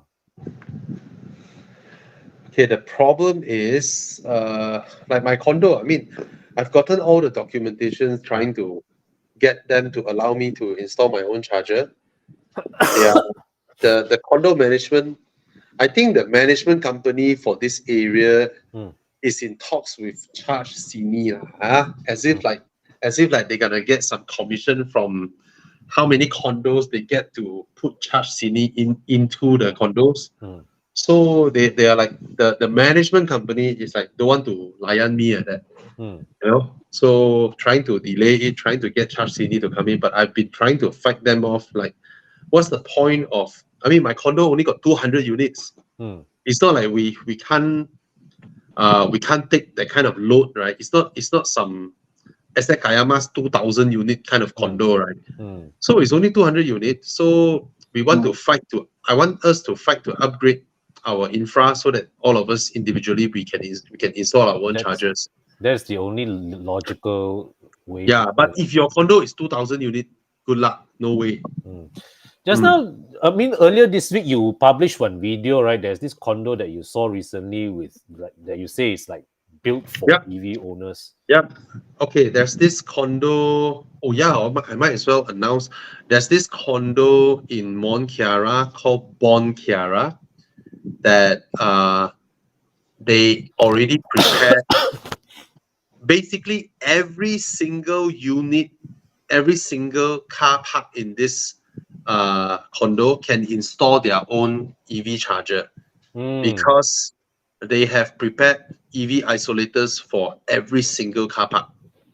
So as far as I know, it's the first of this kind of condo in Mont Kiara. So it's a very interesting condo. I mean, I think in terms of people who are looking at luxury condo, right, this is a bargain. The day I went and checked out the 2,500 square foot show house, 2,500 square foot going for like 1.3 in Mont Kiara. Yeah, in Mont Kiara.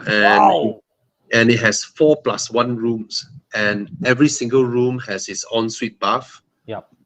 So it's quite a good buy lah. And then I just want to announce and tell everybody that we are on the 22nd of October.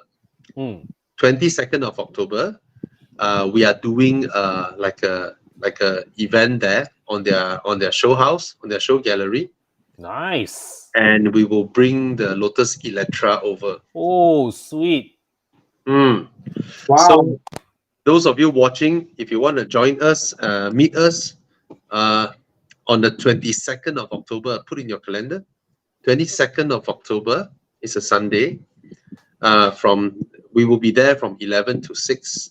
Okay, and do come over. There is a Lotus will be showing the very special color car. The Electra has a very special color called Blossom Grey. Wow. From one angle you look at it is grey, another angle you look is pink. All right, it's a very nice color, and it's the first time that we will bring it out to Bangsa and show it to everybody. It's at the gallery right opposite of Bangsa Shopping Complex. Oh, okay. All right. Okay. So do take note, and for those who want to confirm your attendance, drop us an email at evoclub@horizon.com. evoclub@horizon.com. Drop us an email and RSVP with us. Just tell us I want to attend. I'm coming with my wife or whatever, just let us know. Hope to see you guys there. Is there a pax count limit? No. The more the merrier, but you need to RSVP because because first of all, to prepare food and F&B drinks and all that, we need to know the head count. Yeah. And then of course we will split the crowd into like who checks out the car first, who go and check the showroom first, who go and check the scale model first, and all that lah. I personally do find that it's quite intriguing. Okay, which is quite a bargain. Thana, 5 rooms, 1.3. Well, the price is a damn good price, eh? 2,500 square foot. Yeah, hey, size to price is damn good, eh? It's huge. The unit is huge. 5 rooms, Thana. Five rooms. Where in Mont Kiara? Huh? Want to migrate lah. Same row as I Garden moved from International Teras to School. Ampang. Yeah, it's the same That's row. it, lor. Can't to, afford. What's that, Oh, Thana? okay. What's that you were saying? It's towards the Gambut, is it? Towards the end or towards the? Yeah, that's the only space left lah. It's the connection You road mean- to Anna, Segambut you side. mean towards Kiara East? Chinese. But said that it is a nice place lah. It's a nice place, nice community. I used to work there actually. I used to work in 1NK. That's my building. Yeah. Morning I go for exercise, come out, nice environment to be at, like, And you know, Atana, now, right, that road, right, that road, right, is not connected to the main road of Mont Kiara, right? It's not connected. The main road where McDonald's, Plaza, 163 and all that is there, right? So, Bond and 6 gonna connect the road. They will connect it. I see. You know, the main road, you go towards the end, you have to make a right turn to Solaris and Paprika. Yep. Yeah, that's where they connect it. That's where they will connect it. Yeah. Okay. Yeah, they will connect it. They will punch it through there, and then they will connect the road. Oh. Yeah. This is how it looks like now. It's not connected now, but they're gonna connect it. You okay, Con? You go and drink some. Hey, Yeah, or I what think shit now? I'll be back.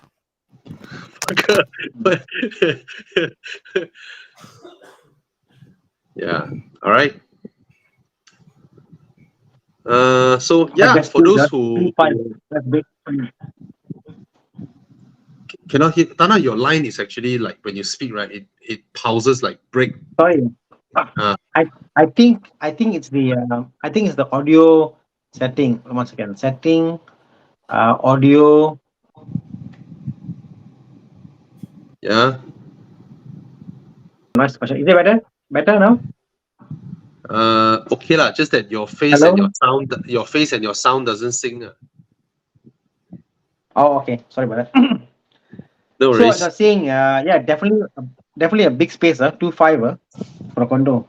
Yeah, man. Duplex or single layer? Single floor. It's huge. Come lah, put in your calendar. Single Thana, floor? 22nd. Yeah. Yeah, I'll be in Bangsa on 22nd actually. I've got a car viewing with a friend, so I'll drop by. View there lah. View there.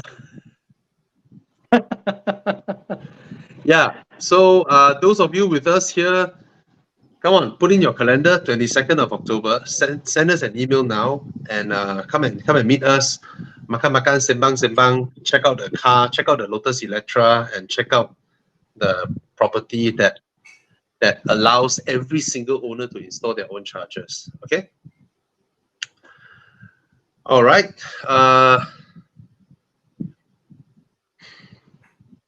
Now left me. Everybody left.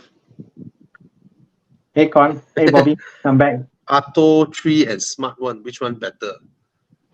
It's like what 60 or 70K apart, the price. Right. The Smart 1 is how much is the From 200, Chiang? 200, Huh? from 200,000 200,000. for the smart one. Then the Atto, 150. Yeah. oh, it's 50K apart. Okay, but I get it. I mean, it looks quite Mercedes-y inside out. It does look like a Mercedes product, and it does carry with it that kind of mini appeal. When you drive a Smart, you feel like you're driving something special. So that part is an intangible thing, you know. You feel great about it. You feel smart about it. So no choice, right? You can tell people it's a baby Mercedes, right? Yeah. I think yeah. on the car somewhere there's a badge that says designed by Mercedes-Benz or something like that. Well, they have to pull Milk. the connection, right? Yeah, they have to milk the connection. Yeah, man. I mean, they even brought in the Brabus edition, right? Yeah. Yeah, the cheapest Brabus you can buy. Yeah, the Brabus. So yeah, they're smart doing this. Okay, maintenance for X1. No worries lah. It's a simple car. Yeah. Simple car. You know, just buy and drive. You know, Yeah. that day I was having a conversation with one of our Evo Club members who've had 2 Alphas, 2 Peugeots, and he's worried about maintenance of a BMW. Who is that? Baldwin. Baldwin, yeah. I told him, bro, BMW, you close eye, bro. Which your level. which BM? In general, he wasn't speaking about any particular. Yeah, he got a Mercedes as well. Yeah, I think it's just a misconception, you know. Mm. So, honestly, I find generally a lot more OEM parts for BMW than Mercedes. So and the OEM parts are like proper OEM parts from Germany for BMW, not like OEM China. I'm talking about OEM from Germany, Fabi, brands like so those are proper brands, and prices are very good. So it's cheaper to buy BMW proper OEM than Mercedes, from what I've seen. Okay. Con, you want to say something? No, I would just say that BMW built their cars right to be fixed in mind to be fixed one. Except it's a hybrid. Not as good as the Japanese when it comes to this. I mean, the Europeans still sometimes you're like, what are they thinking? The way they build their engines, it's like, what is going on? You want to hear a joke of it, yeah? There's a bunch of guys who go drifting with classic JDM cars. So they really take their fantastic JDM cars and drift, you know, they JDM cars for JDM cars. So now they drift with old BMWs instead because it's cheaper to buy old BMWs and drift them opposed to the JDM cars. They say, bro, I buy a whole 346 is only like 12K. So like so cheap. So how things have changed. So there you go. Yeah. So that's the thing. The Japanese JDMs, because they know the market, right? They really sell their stuffs expensive. Oh yes. Satapan, I think you are very serious with the Smart. I mean, of course, go with the Brabus right? I don't know much about the specs of these cars, but if it's both within your budget, you can tell people you drive a Brabus, right? Can't argue with that. What do you drive? A Brabus. Oh, I don't even need to mention the brand. I drive a Brabus. Like when you have a BMW Alpina, right? What do you drive? Alpina. You don't even want to mention the BMW word. Okay, Persona 2023, of course, is worth the price. Of course. Currently driving a GL A250, thinking of upgrading to an X3 or X4. Are these reliable models? They are. Very, very reliable. They are. All right, go ahead and buy. Okay. Let's take John Tan's question. He's asked a few times. Yeah. Get your Civic. Civic. Yeah, Civic. I'll go with the Civic. But 90K. Let's look at 90K instead of looking at Civic. Let's kacau him a bit. F30. Thana? F10 520D, F10 also can get. 90K, 90K, yeah. 90K, right, can get F10 LCI. Way. Wow, Suzuki Swift Sport. Oh, Hey, drop price already. 90 something. It's good lah. All the Suzuki Swift Sport fuckers they keep their price damn high for such a long time already. this is damn worth it. Manual some more. Wow, I like but it. Jiang, scroll the description. See whether it's 93K the full actual price or because sometimes these used car these dealers, right, they will advertise 93K as the loan price one. I mean, if they are not that honest, why would they put in the description? Okay, what about F10 535? Also can. Not for a fresh grad, for a 2,100 ringgit road tax. Okay lah. I won't make him pay 2,100 ringgit road tax. He's a fresh grad. True. Yeah. And then change engine oil that time, buy 8 liter. Wow. Goya. Vios versus City Civic. It's the Civic all day long lah. Yeah, Civic me lah. Yeah. For me, Civic lah. Can he get a relatively modern F30? Cannot. F30 Can. Pre-facelift can. Pre-facelift can. He can get even the last batch of pre-facelift. Oh, that means he can go to a facelift one and straight up offer him 90K. Facelift, I think 320i can. 320i can. There. Okay. Just bring your car and service at Plus Performance. Yeah. Then you will know it's not. We're not lying when we say BMW is not high maintenance. Yep. It's not. Quite cheap. Yeah. I guess the F30 compared to a Civic, definitely F30 lah. Yeah. Why not, man?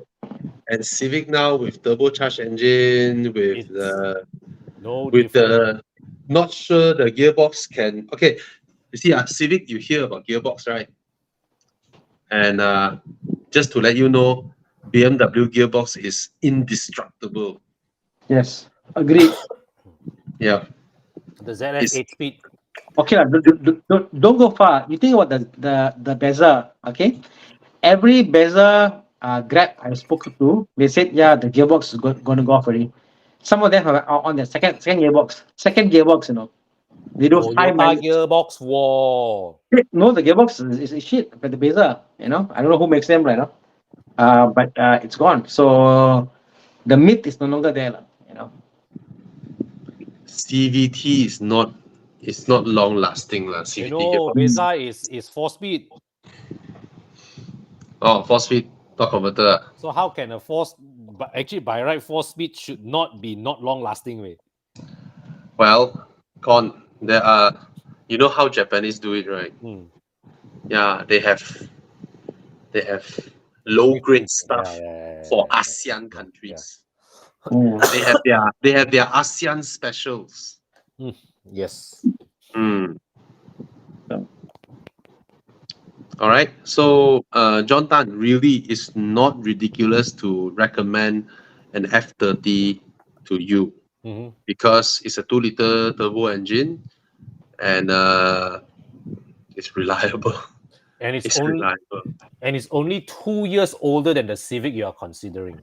And the Civic 1.5 turbo is not Civics of your Civic 1.5 turbo, right? Is not the same thing as the previous NA Civic or a Vios or City. It's a totally different thing. These are modern cars with modern turbocharged engines.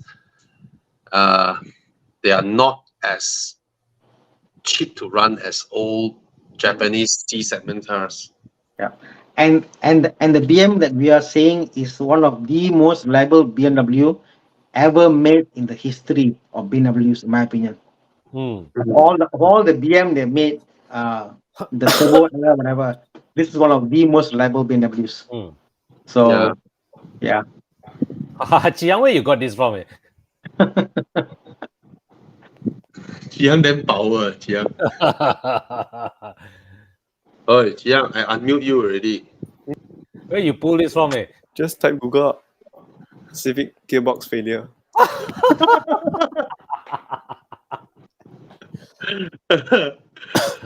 Alright. Ouch. Yeah, go check it out, John Tan. Okay. Okay. This guy, is this even a real account? Can you read Chinese account? You cannot, right? I can't, no. His name, when I read it out, right? I mean, it looks like a proper normal Chinese name, but when I read it out, it's Ngong Tak. Cannot say. Yeah. Anyway, yeah. Buy lor. I mean, it's a Panamera Sport Turismo. Damn beautiful car. Don't expect low maintenance lah. No. Don't expect low maintenance lah. It's a Porsche passenger car. But Porsche passenger car and Porsche sports car is different. Okay? Yeah. Yeah, even the aircon vents. Every aircon vent has a small motor inside. Alright, and then you have a touch screen. You touch the screen, you point on the screen, and then the motor follow your screen. Yeah, slowly follow. But it's a damn beautiful car. I mean, I damn love this car. Yeah, the proportions are superb. Even the dashboard, everything is damn nice. I like this car. Okay.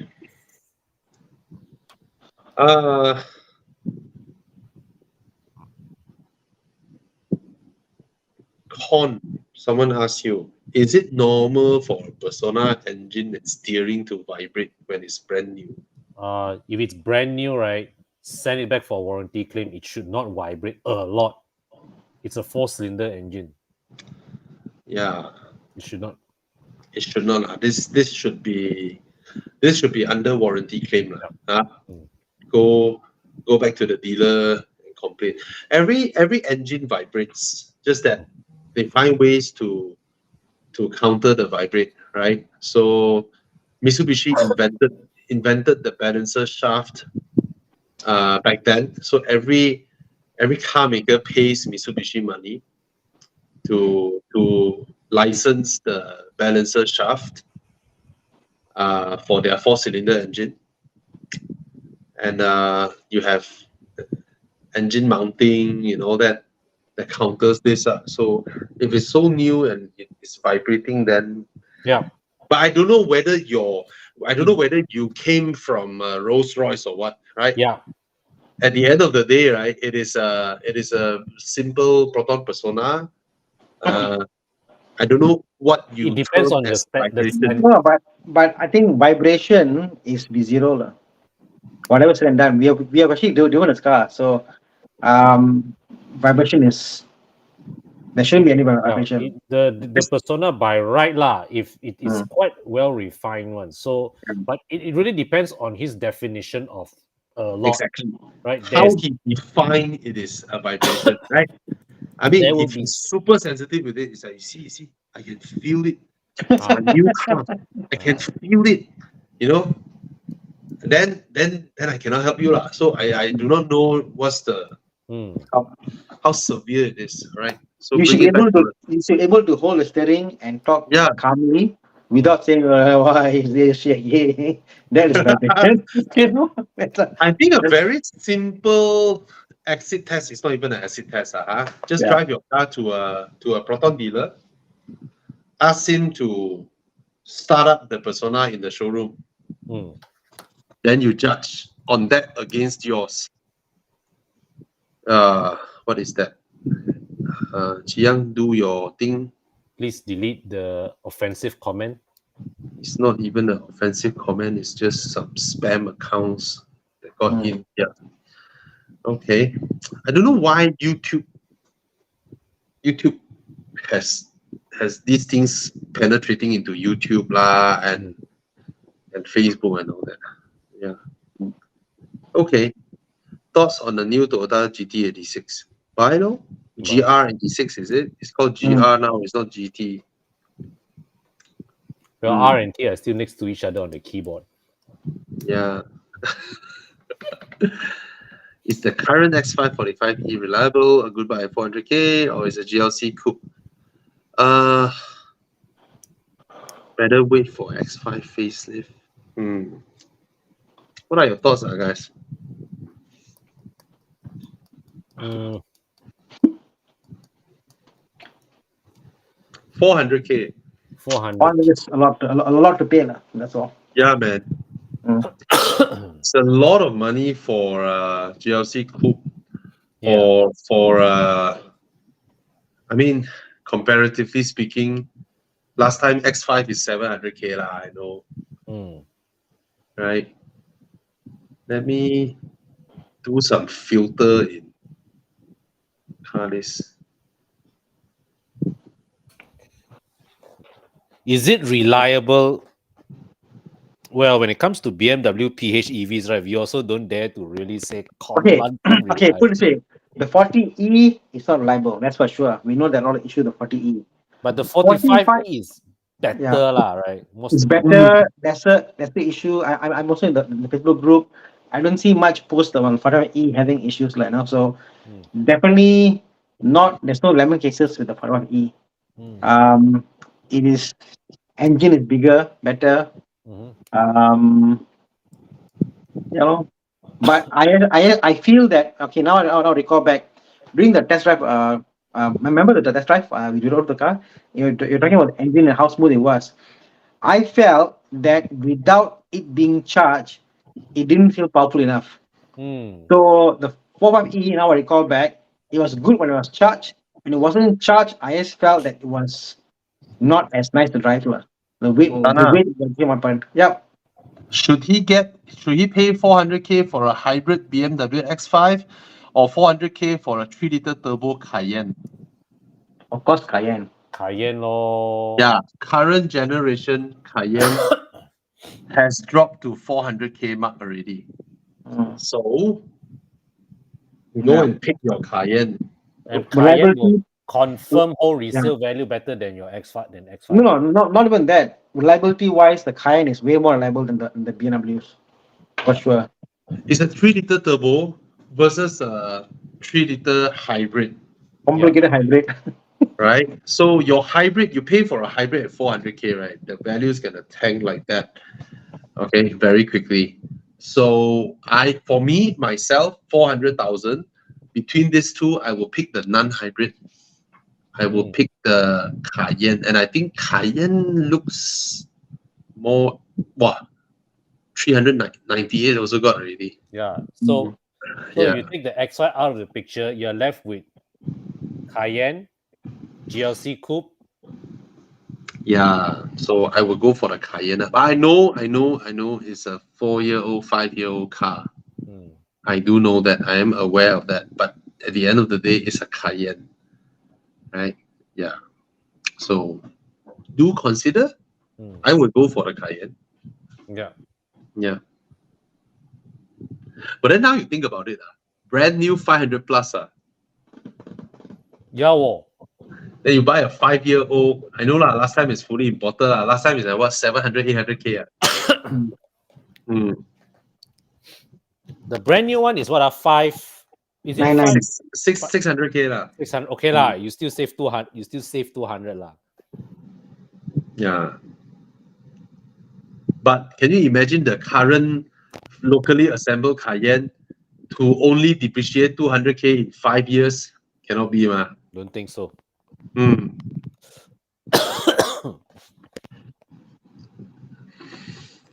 Okay. Blah blah blah blah blah blah blah. Which one is better, X6 or QX70? Wow. X6 also can be a bit temperamental one. It is. Yeah. This one is what? 08 or first gen? 08 will be the first gen. The first gen 3-liter twin turbo one. No? Yeah, lor. I mean, Infinity. I don't know whether I can find Infinity or not, Muda. Cannot find. Oh. Hmm. Wait. I reset my Buddha first. Infinity QX70. Oh, this one. Hmm. I think the Infinity will be more reliable, but availability, I think, is in terms of parts availability, I think the BMW will beat this 9 ways. All right, the Yeah. BMW we can find parts so easily. Oh, the yes. Infinity, I think, shop we can find. I mean, this car back then was quite popular, but it will all be old parts and all that. Hmm. And then when it comes to road tax, one is a 3-liter, one is a 3.7. Ouch. Ouch, indeed. Yeah. But full-size SUV, you get discounted road tax, so Mhm. still okay. Space-wise, cannot fight. This one is damn tight. This car is super tight. A lot of people don't know that this car is built on the platform of the Fair Lady. Hmm. That's why it drives so well. I remember the Q60 media test drive. Yeah. All of us went there to drive the Q60. All of us came back being so impressed with the QX70. Because Nissan don't have enough cars for us to test drive the Q60. I think they only have like 2 units or something. Then a lot of us have to do the driver change. And then all of us came off so impressed with the QX70. It drives so well. It drives like a Cayenne. It's like a rear wheel drive, really, really sporty car, just that it's raised a little bit. It's nice to drive. Yeah, and then you have to rev the engine to get any meaningful acceleration. You really have to rev the engine. Then the interior design looks like shit right? Yeah. Yeah, but nevertheless, it has that premium feel, and it's a little bit oddball here and there. Japanese car. Look at the rear aircon vents. Oh my god, Japanese This cars. one, they really built it from the Nissan parts bin, man, this cabin. Yeah. It's the platform epic that time, right? That time the whole Infinity lineup consists of cars only from the Fair Lady platform. They really use that platform to stretch out the whole Infinity lineup until the Mercedes W205 engine Q50, right? Yeah, the Q50. Yeah. Yeah. Okay. Any other questions that we should answer? If not, we go into One Manho. Oh, this one. I love this question. So One Kwan Manho. runs Civic 1.8. That's about going to a BMW 530. What to expect? Can I say I guess something? I guess Kwan, you may go on this and I'll continue on. No, I would say just get a 530i that is newer than 5 years old. Your maintenance will be free. It's not even stress-free. It will be free. Yeah. I would skip obviously certain generations. But yeah, the newer Mercedes reliability is so high, servicing, gearbox, that's about it. Quiet parks, very, very minimal stuff goes wrong. So I don't see the issue. Boring actually. Quite boring buying a new BMW. Nothing much, I think your only costly items are tires with these cars. I mean, there are things that are expensive. For example, if you want to be honest, let's say in 5 years, coil packs, plugs, all that, even servicing each time, there's more lubricant involved. It is a little more, but nothing that put you bankrupt, put this way. It's a bigger car, bigger engine, more things to take care of. But generally it's quite okay. Even if you go for older cars, again, parts are not that expensive. But said that, I think more than half of the BMs out there are poorly maintained. True. So like very rarely do I see a BM come into the shop that's well maintained. So you should buy from enthusiasts, people who are car guys who have maintained the car. They see an oil leak, they go fix it. Those cars are good to buy, but majority of the cars out there are not very good or well maintained. Yeah. So yeah, lor, if you're buying brand new, it's free maintenance. Mm. If you're buying used, you maintain outside. It's okay. I mean, I was really surprised when I got my 6 Series, right? I was so surprised. It's like, coil pack, 140 each. That's it. And then I remember I went through a water puddle. And then my undercover, the whole piece of undercover folded like that, and then dragging on the road. And then I replaced the entire undercover, like original BMW part, 700 ringgit. It's like, okay, what? Then when I buy brake pads, I buy original BMW brake pads from parts stockist.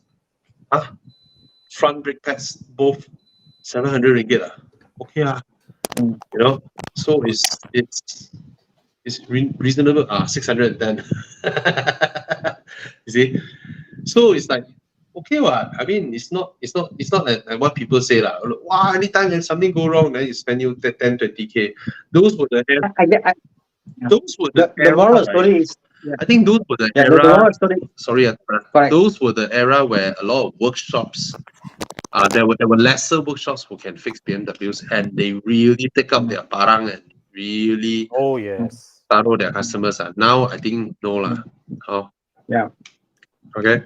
I think the benefit of BMW is the fact that I think year on year, I think it's the 50th or 70th in a row, they are the biggest seller of luxury cars in Malaysia. There are much more BMW on the road compared to Mercedes in Malaysia.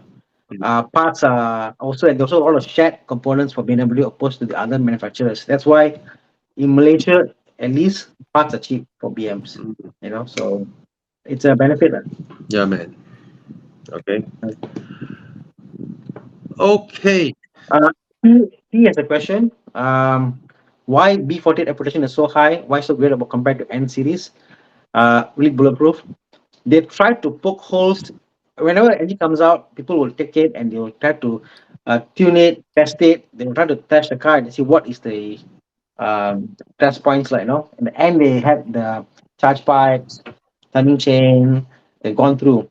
B48, they've come to a point. I think they said they cannot. If you just look up what are the failure point of B48, some will say nothing. Some will say like very minor stuff. So there isn't actually a known failure point even after 5 years. Well, now it's 7th year, is it? 2015 to now, 8 years already. They haven't found a real issue with the engine, despite selling so much. So that's why it's so good. Yeah. You see, if you do a Google search, the list is 4 only. Valve cover gasket leaks, normal, wear and tear.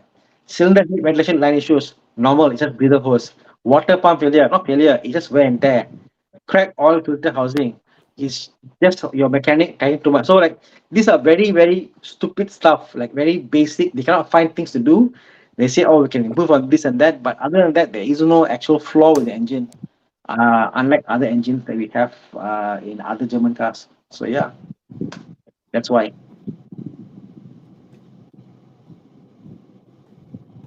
Sorry. Okay. All right. If no more questions, let's go into Dude, Where's My Car? Oh yeah. See this, guys? Those who are using Michelin tires on your car now, do RSVP with us. PM us on our Horizon Facebook page on the 28th of October. We're gonna go drive. You know how sometimes we go for drives and then we go look for food to eat. All right, so it's the same thing. Come and join us, and then we go drive, and then we look for a nice Michelin Bib Gourmand restaurant. Then we all go makan. Michelin came here and awarded some restaurants with their Michelin Choice Award, and usually it's full of people and all that. So try and RSVP as early as you can, and then we try and see what's the head count, and then we try and talk to the restaurant that, hey, we want to go makan, let's book the place, and then we all go together lah. Okay, so then we all meet friends and chit chat and all that. All right, you order your own food, I order my own food, and then we sit down and makan together lah. All right, so it's on the 28th of October. Do put into your calendars. 28th of October, we go for a sweet, nice drive together, and then we go makan. All right. Okay. So let's Chiang, fire up the QR code, please, for Dude Where's My Car, guys. Please scan it.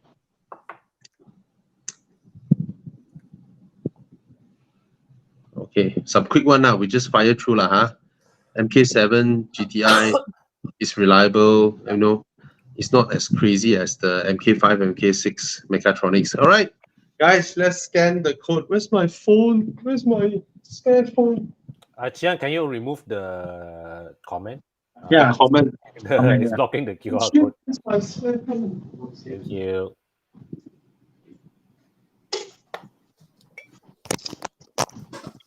Good thing tonight. Con not feeling well. Thana also under the weather, right? You say? Yeah. My throat is blocked out. Ayo, everybody kena. Yeah, please wear masks, Because guys. Please wear masks. From Sarawak, I come to Peninsula. Peninsula is so polluted lah. Hey, seriously, even after COVID is gone, I think wearing masks is the best thing that we can do every single day. Just continue to wear masks, right? Just keep it a habit, right? It's such a good habit. Wearing masks is such a good habit. Yeah, I really fall sick less when I wear masks.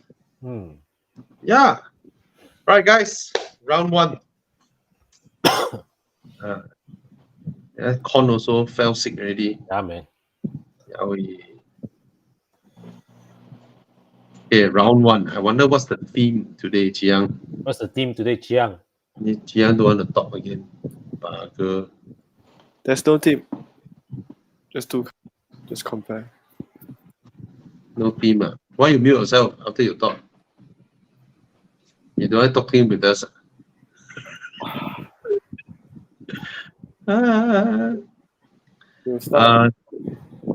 Derek Chong, if you pump E20 fuel in Thailand, you will get more power actually. You actually get more power.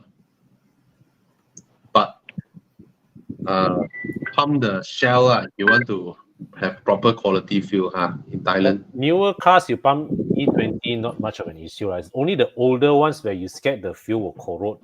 Your fuel line. Hey, Chiang, come, start. Hold on, technical error. Let me upload again. No wonder. 100K budget, which one would be a better choice? Yeah, guys, only 44 scan. Come on, scan the code, scan the code. Scan the code. Chiang, the code cannot place lower one. Oh, Peugeot RCZ. Oh. Peugeot RCZ. Oh. Yeah, it's a nice car back then. Manual gearbox. Just the engine. Yeah. Let me guess the next car, Audi TT. Hey, you got it right. Of course, how hard is it to guess what you're thinking, Jiang? Audi TTS. No curveball. How to fight lah, bro? Cannot fight lah. No fight lah. Cannot fight lah. All of us are drivers lah, so definitely. The RCZ drives well. Yeah. You know, and I think it's actually prettier than the TT. It's prettier. It is way prettier than the TT. Especially with the boobs on the roof, the cleavage. Wow. But the TTS is just more sophistication under the skin lah. It's the engine lah. Peugeot, the time their Prince engine is. The engine is really one of the least charismatic engine out there. Yeah.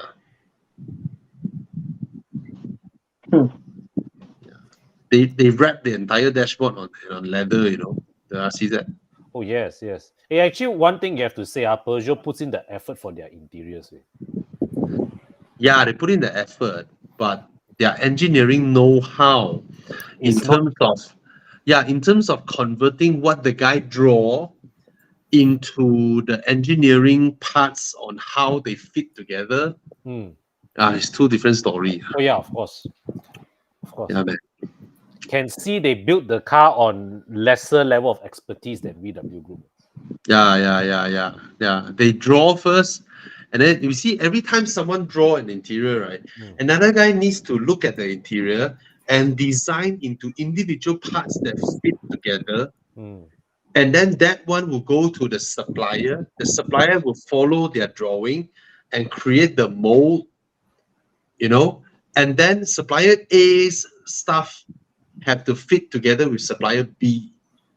So a lot of times when I review French cars, right, I can spot so many stuff whereby the guy who was supposed to design the interior parts to fit together, it's like halfway, and then he goes like, I got a dinner to make it tonight,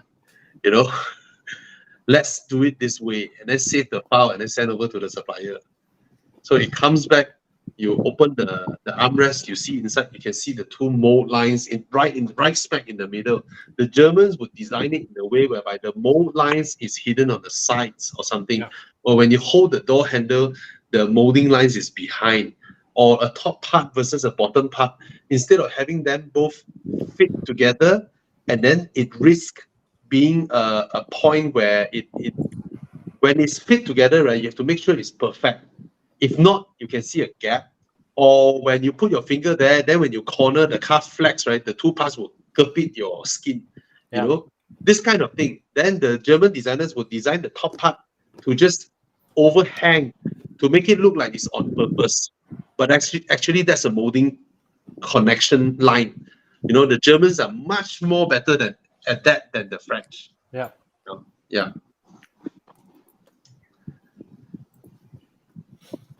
All right, so it's a landslide, which Chiang should know.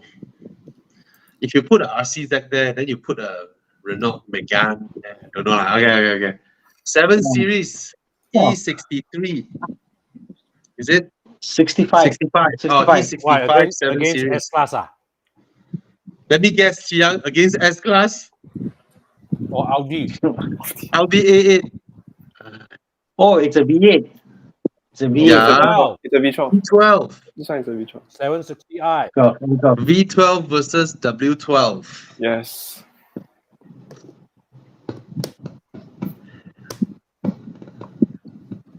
No fight for me is the Audi. Interior design and build, exterior design and build. There's no challenge. Yeah. Full aluminium car. You know this generation A8, right? We're not talking about the W12, talking about the base engine, the 3 liter and all that. It's less than 50 kilo heavier than the equivalent generation A6. Wow. Yeah, man. Sorry, no challenge here. Even though I know the W12 is a time bomb. The W12 engine, jibaboom. But the V12 is not reliable. I work on the E65 6 Yeah. The car electronics is just, oh my god, it's a nightmare to work on. It can be fixed but nightmare. You feel safer betting on the Audi, right? I guess this generation, I think Audi be better I agree with you because I just put my money on the Audi too. This generation, I feel BM is trying out, learning about electronics, how things work, how to put this together. They're still figuring things out, Look at that EMF, AMP, oh my god. The Audi is a simple car compared to this. Yeah. Yes. Yeah. Nice, the Audi. Wow. What's that movie this Audi was in? Transporter. Oh, Transporter. Yeah, man. Yeah, the D3 is so nice. Landslide, almost not super landslide. Jiang today sending cars into slaughterhouse.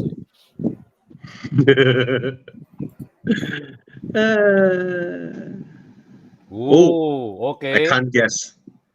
Usually I can guess. This one I Oh, can't. Italian, It's a- Italian. It's a Ferrari. Is it a Ferrari? Is it an old Ferrari? Yes, it's a Ferrari. Let me guess. Versus what? Porsche? Versus Porsche? Yeah, what is this? Yeah. Dino. Oh, Dino Dino. 308 GT4. I know Oh, why this Jack is does this. this is the beginning of mid-engine Ferraris. Yeah. Dino. It's a 4-seater. Oh, this one is 4-seater GT4. 4-seater. Versus what? I wonder. Lamborghini Espada. Is it? Is it? Jaguar. Chiang? No. No. British. Oh, British. A British. Jack, isn't it? A British. What is what the fuck is that? Lagonda. Oh. Oh. Lagonda. Oh, no challenge that this one. Oh, I'm getting this. What's the name? Oh yeah, Jensen Interceptor. okay lah. This one no challenge lah. Oh, I fucking love the Interceptor. Fucking love it. I mean, it's called the Interceptor. Way. What cooler can it be? Way? Yeah, man. You have the side profile of the Jensen Interceptor. It's amazing. The side profile is damn. Jensen Interceptor. Fuyo, this car from the side. Oh, yeah. The Jensen Interceptor is quite an iconic car in its own right. It is, but really for like top tier car guys, you know. Yeah, normal people won't know. Yeah, you ask GC he won't know. Don't say like that. Hey, GC knows this shit one also. Hey. He won't. He's not into all this lah. You know, he's not into all this lah. He will say you catch worm to put into your backside. Yeah, he's like nice man. Yeah, it's cool lah. It's cool lah. It's cool. Cool factor is off the charts. Way. What, the Dino looks like crap. The Dino looks like a bit Japanese. Yeah. Looks like those Japanese copycat cars. Datsun. The back looks like a Datsun. Yeah, Like the Datsun 120Y or whatever. On the back. This is the era where the Japanese copied like a lot of European, Japanese, American designs. Yeah. Oh, the Jensen Interceptor. Yeah, forgot the name just now. Wow, the FF is 4-wheel drive some more. Yes. 4-wheel drive. I saw the glass on top. I thought it was a Lagonda. So, but yeah. Oh, I thought it's an ISO Grifo just now. Okay. Yeah, the ISO Grifo also another Fuyo. Jiang, search ISO Grifo. How to spell? ISO, ISO Grifo. GRIFO. ISO Grifo. Super nice car. The front also a bit like the Allow and look at that, like the brother of the Jensen Interceptor, the ISO Grifo. You see the red one and the yellow one? Oh, damn cool. This car is cool. Damn like this car. Very American meets Japanese. Yeah, it has an American V8. The ISO Grifo. Super nice. Yeah. Super nice car also. This kind of car is like when you are super rich, then you can indulge in all this. If not, it's like, what the heck? You wait, one day someone's gonna make an electric version, like a retro remake of the ISO Grifo, and tell you, guarantee. Now everybody looking for old cars to turn them into electric. Yeah. Super nice. Look at the lines. Look at the lines of the car. Beautiful. Yeah, those were the era. All right.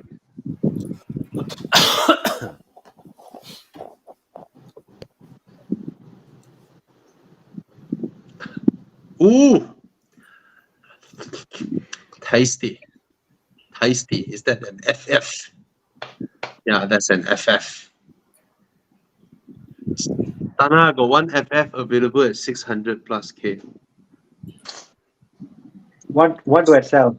But it's an FF, bro. I must sell my property to buy a FF. Bro, just 2 years ago, the Hmm? FFs are trading at 1.2. Mm. Then Wow. there's one being let go at 600 something. Oh, I damn love this car.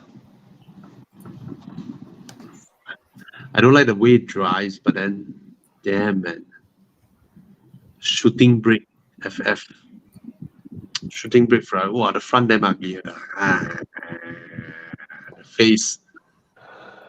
But it's the form factor. And then the rear seats are comfortable. Full adult. Con, you driven this car? Have you sat in it? No, I drove the Lusso. yeah. Yeah, yeah, man. Damn nice way. Because the Lusso is nicer. But then I Cannot like buy. the rear. I like the rear of the FF. I don't like the rear of the Lusso. Hmm. The glass house of the FF more Italian. The Lusso the rear glass like normal hatchback rear glass like that. This one got that curve one, that outward curve. The Lusso is Oh. flattened. The Lusso is flattened, the rear windscreen. Yeah, the FF has that very, very, very subtle curve outwards. Then the Lusso, look at the Lusso becomes a flat glass. See? Hmm. Yeah, Yeah, actually, the FF's rear is much nicer. it's much more Italian. Yeah. You know, it has that kind of Italian depth to design. Yeah. You know, the Lusso is more outright, straightforward, not so flamboyant. Yeah. But then the double tail lamp is nice. Yeah. The FF is nice. The rear glass. Hiyo, so nice lah. 600 plus. Wow. Wang. I'm not a fan. I know. You are into more like proper supercar. I know. Like for me, I know like some car guys or most car guys like love the wagon shape, shooting brake, whatever. I see okay lah, it's different lah, but I'm more the classic. I fully understand you, bro. People like me is weirder. Yeah, I like weirder shit. Yeah. Yeah, I'm not into the kind of like sports car. Yeah. Mm, I like cars that have got a form for a function to deliver something. It's meant to deliver this, or that's why it's this way. Yeah, I get it. Hmm. I like cars where when the engineers go stupid, the engineers go bonkers, and then fight their way through the management, and then get it approved. Oh, he asked the question. So, I love the repeat. I've been dreaming of the repeat, but then I absolutely adore the stupid shape of the FF and Lusso. Then when I was looking at the repeat, wow, they all come down to 300. Wow, look like possible buy. Then I drove the FF and the Lusso. I don't like how they drive at high speeds. When they go at high speed, they are not the kind of super planted cars on high speed. The front end is floaty. Even though there's a V12 engine up front, Yeah. they set up the cars to have Ferrari sort of like super fast steering rack. So at high speed drives, I'm talking about speeds that are beyond 180. At speeds beyond 180, right, to 200 plus, right, the Lusso and the FF behaves the same as the DB11 first batch and the Lexus LC 500. Okay, Oh. they have they have a front end that you have to keep tugging it Yep. all the time. I remember Nope. that. I don't like that feeling on this kind of cars when they do that. Older 911s do that. Older 911s at 200 plus also, the front end, you need to like keep tugging it on. You need to like, so the Rapid is like bullet train stable at 220, 230, take a big bend and all that. The Rapid is so sorted. So I prefer how the Rapid drives at high speed. But of course, the Rapid's engine only sound good at low RPM. At high RPM, it just sounds like a broken throat singer. Whereas the Ferraris at high RPM just sounds glorious. It's a much more capable V12 engine than the Aston's one. I remember when I drove the GTC4Lusso, I was expecting a hefty front. Yeah. It's very unnerving, when you drive a car with such a long front end and why so fast on the steering? And no steering feel. Yeah. Compared to the Rapid, there's no steering feel. So yeah. So I don't like how it drives at high speed. That's how it is. But then I love the shape. Oh yeah. Okay. Sorry. Hey, that's the next choice. Yeah. Yeah. Rapid S. Hiya.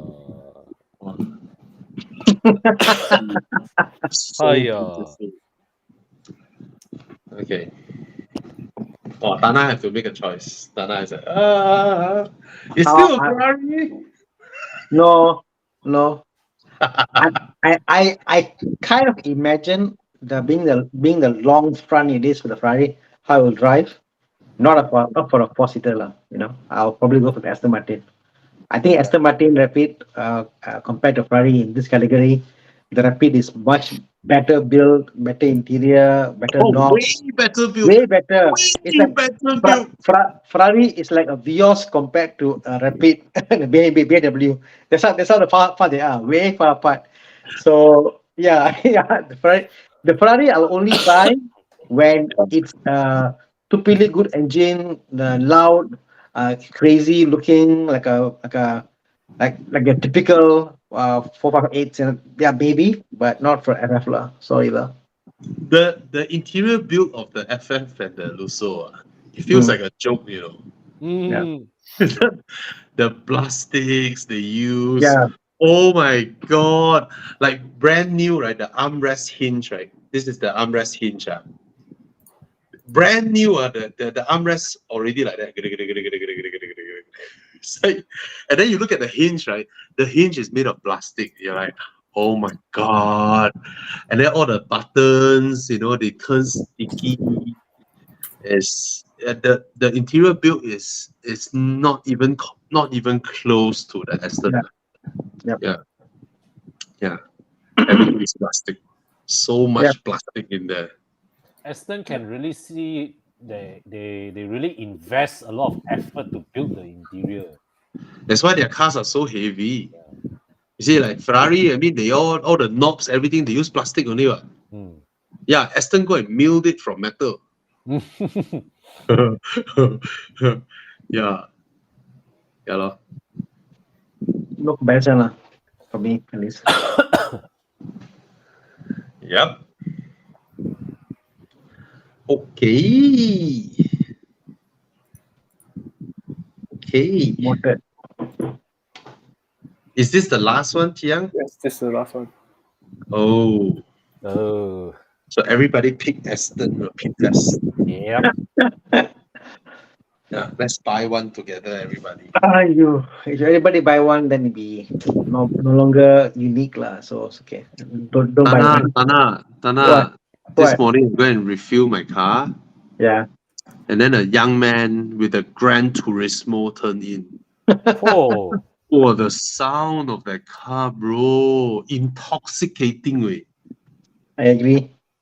In terms of exotics, I would say a V8. Nobody sound better. Ferrari doesn't even sound that good. There's no challenge. Ferrari has got a high pitch, but not the growl that the Gran Turismo has. Then all the Porsche stock is rubbish lah. So sorry to say, like, all the Porsche V8s stock is rubbish. You mod a decat, okay lah, it sounds better, but it's nowhere in comparison with what muscle car V8. What else is there?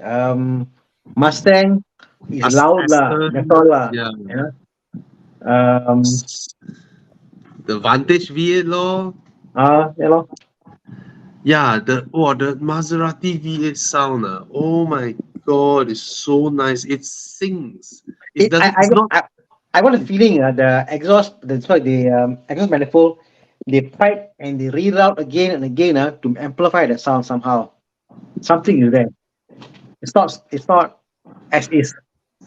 Yeah. Oh, Mustang 5-liter V8 sounds like nothing next to a Maserati. Mustang V8 sounds heavy and big and loud. Loud, yes, it's loud, but the symphony, the orchestra that Gran Turismo does, there's something, bro. I'm telling you, I've played with exhaust. I'm telling you, something is there in the exhaust. As I mentioned before, they read out something, they put back, something is there. Yes, it's there. You know, it's not a straight flow. It's not. It's nice. And I still do think this car is absolutely gorgeous. The shape of the car, the profile of the car. Definitely. Now I think now people don't appreciate it. I think this car deserves a place. Deserves a place in the, you know, in the history or whatever. I mean, it's such an accomplished car. Yeah. You look at its exterior profile, right? It's like a 6 Series, right? But the rear seats of this car is proper adult seat way. Yep. Quite amazing way. I just don't like some of the specs on this car on leather color choices. So they're blue and they're red. I'm not a big fan of those. Yeah. The car is just very bright blue, very bright red, but it's very Italian, like, you know, I guess. That's the only thing. I like the Maserati. There's a spec of its interior, dark blue and white two-tone. Wow, that one's super nice. I've seen that. That's nice. Right. Super duper nice. And it's quite amazing the sheer number of Maserati Gran Turismos available in our market. Hey, I saw this car, this exact car, the sticker. This is the exact car that I saw today. Oh. I was at the filling station. Oh. A young man drove this. Oh, nice. Wow, this one very high spec. Alcantara interior, Stradale. It's a limited edition, 497 in the world. Oh, it sounds like out of this world. Yeah, it was just today. I was at the refuel station. I mean, he has this sticker. I can recognize the sticker. White color also. Damn. So he just bought the car. Super. Wow, the way it sounds. I think more people should buy this car, man. Amazing car. Amazing value. Yeah. Nope, you don't. Sabah, yeah. We have a Evo Club very active member who like daily wax his Maserati. Yeah. His advice is go Singapore for service. Cheaper, faster. Yeah. Way cheaper, he say. All right. And I do think you have to use the car regularly. Yeah. Okay. All right, guys. Thank you so much for joining us. I think let's have these two old men go back and rest. They are sick already. So, guys, do remember, guys, 22nd of October is our event where we bring the Lotus Electra to Bangsar, a very convenient location. And then you can also check out the condo, Bon Chiara, where every unit has an EV charger. Come and join us. And I mean, what's there to do on a Sunday? You know, come and mix with us. And then I'll be there. And then the developer will prepare some food and drinks and all that. And then we chit chat. We get to see each other and check out the car, check out the property. It's always I love checking out new property to be honest, right? So that's it. That's it. Okay. And then on the 28th of October, for those of you who have who fitted Michelin tires on your cars, happy with it, come out, join us for a drive, and then we go makan at one of the Michelin Bib Gourmand restaurants. Okay. So this is why we created Evo Club. So you join Evo Club, and then all these exciting activities. Then we invite Evo Club members, and then you can come out and join us. All right. So I hope to see you guys. And then these are our special invites. And if it's not special invite, every Saturday we go for drives. All right. Yeah. So that's it. Thank you so much for joining us. Right. Good night, Con. Go rest. Yeah, thanks. Go rest. You're coughing like shit already. Good night, guys. Bye. Good night, Thana. Good night. Good night, Thank good you, night. Chiang. Chiang, thank you, Chiang. Please sing Good a night. song, Chiang. Good night, Good night. Good Chiang. night. Bye-bye.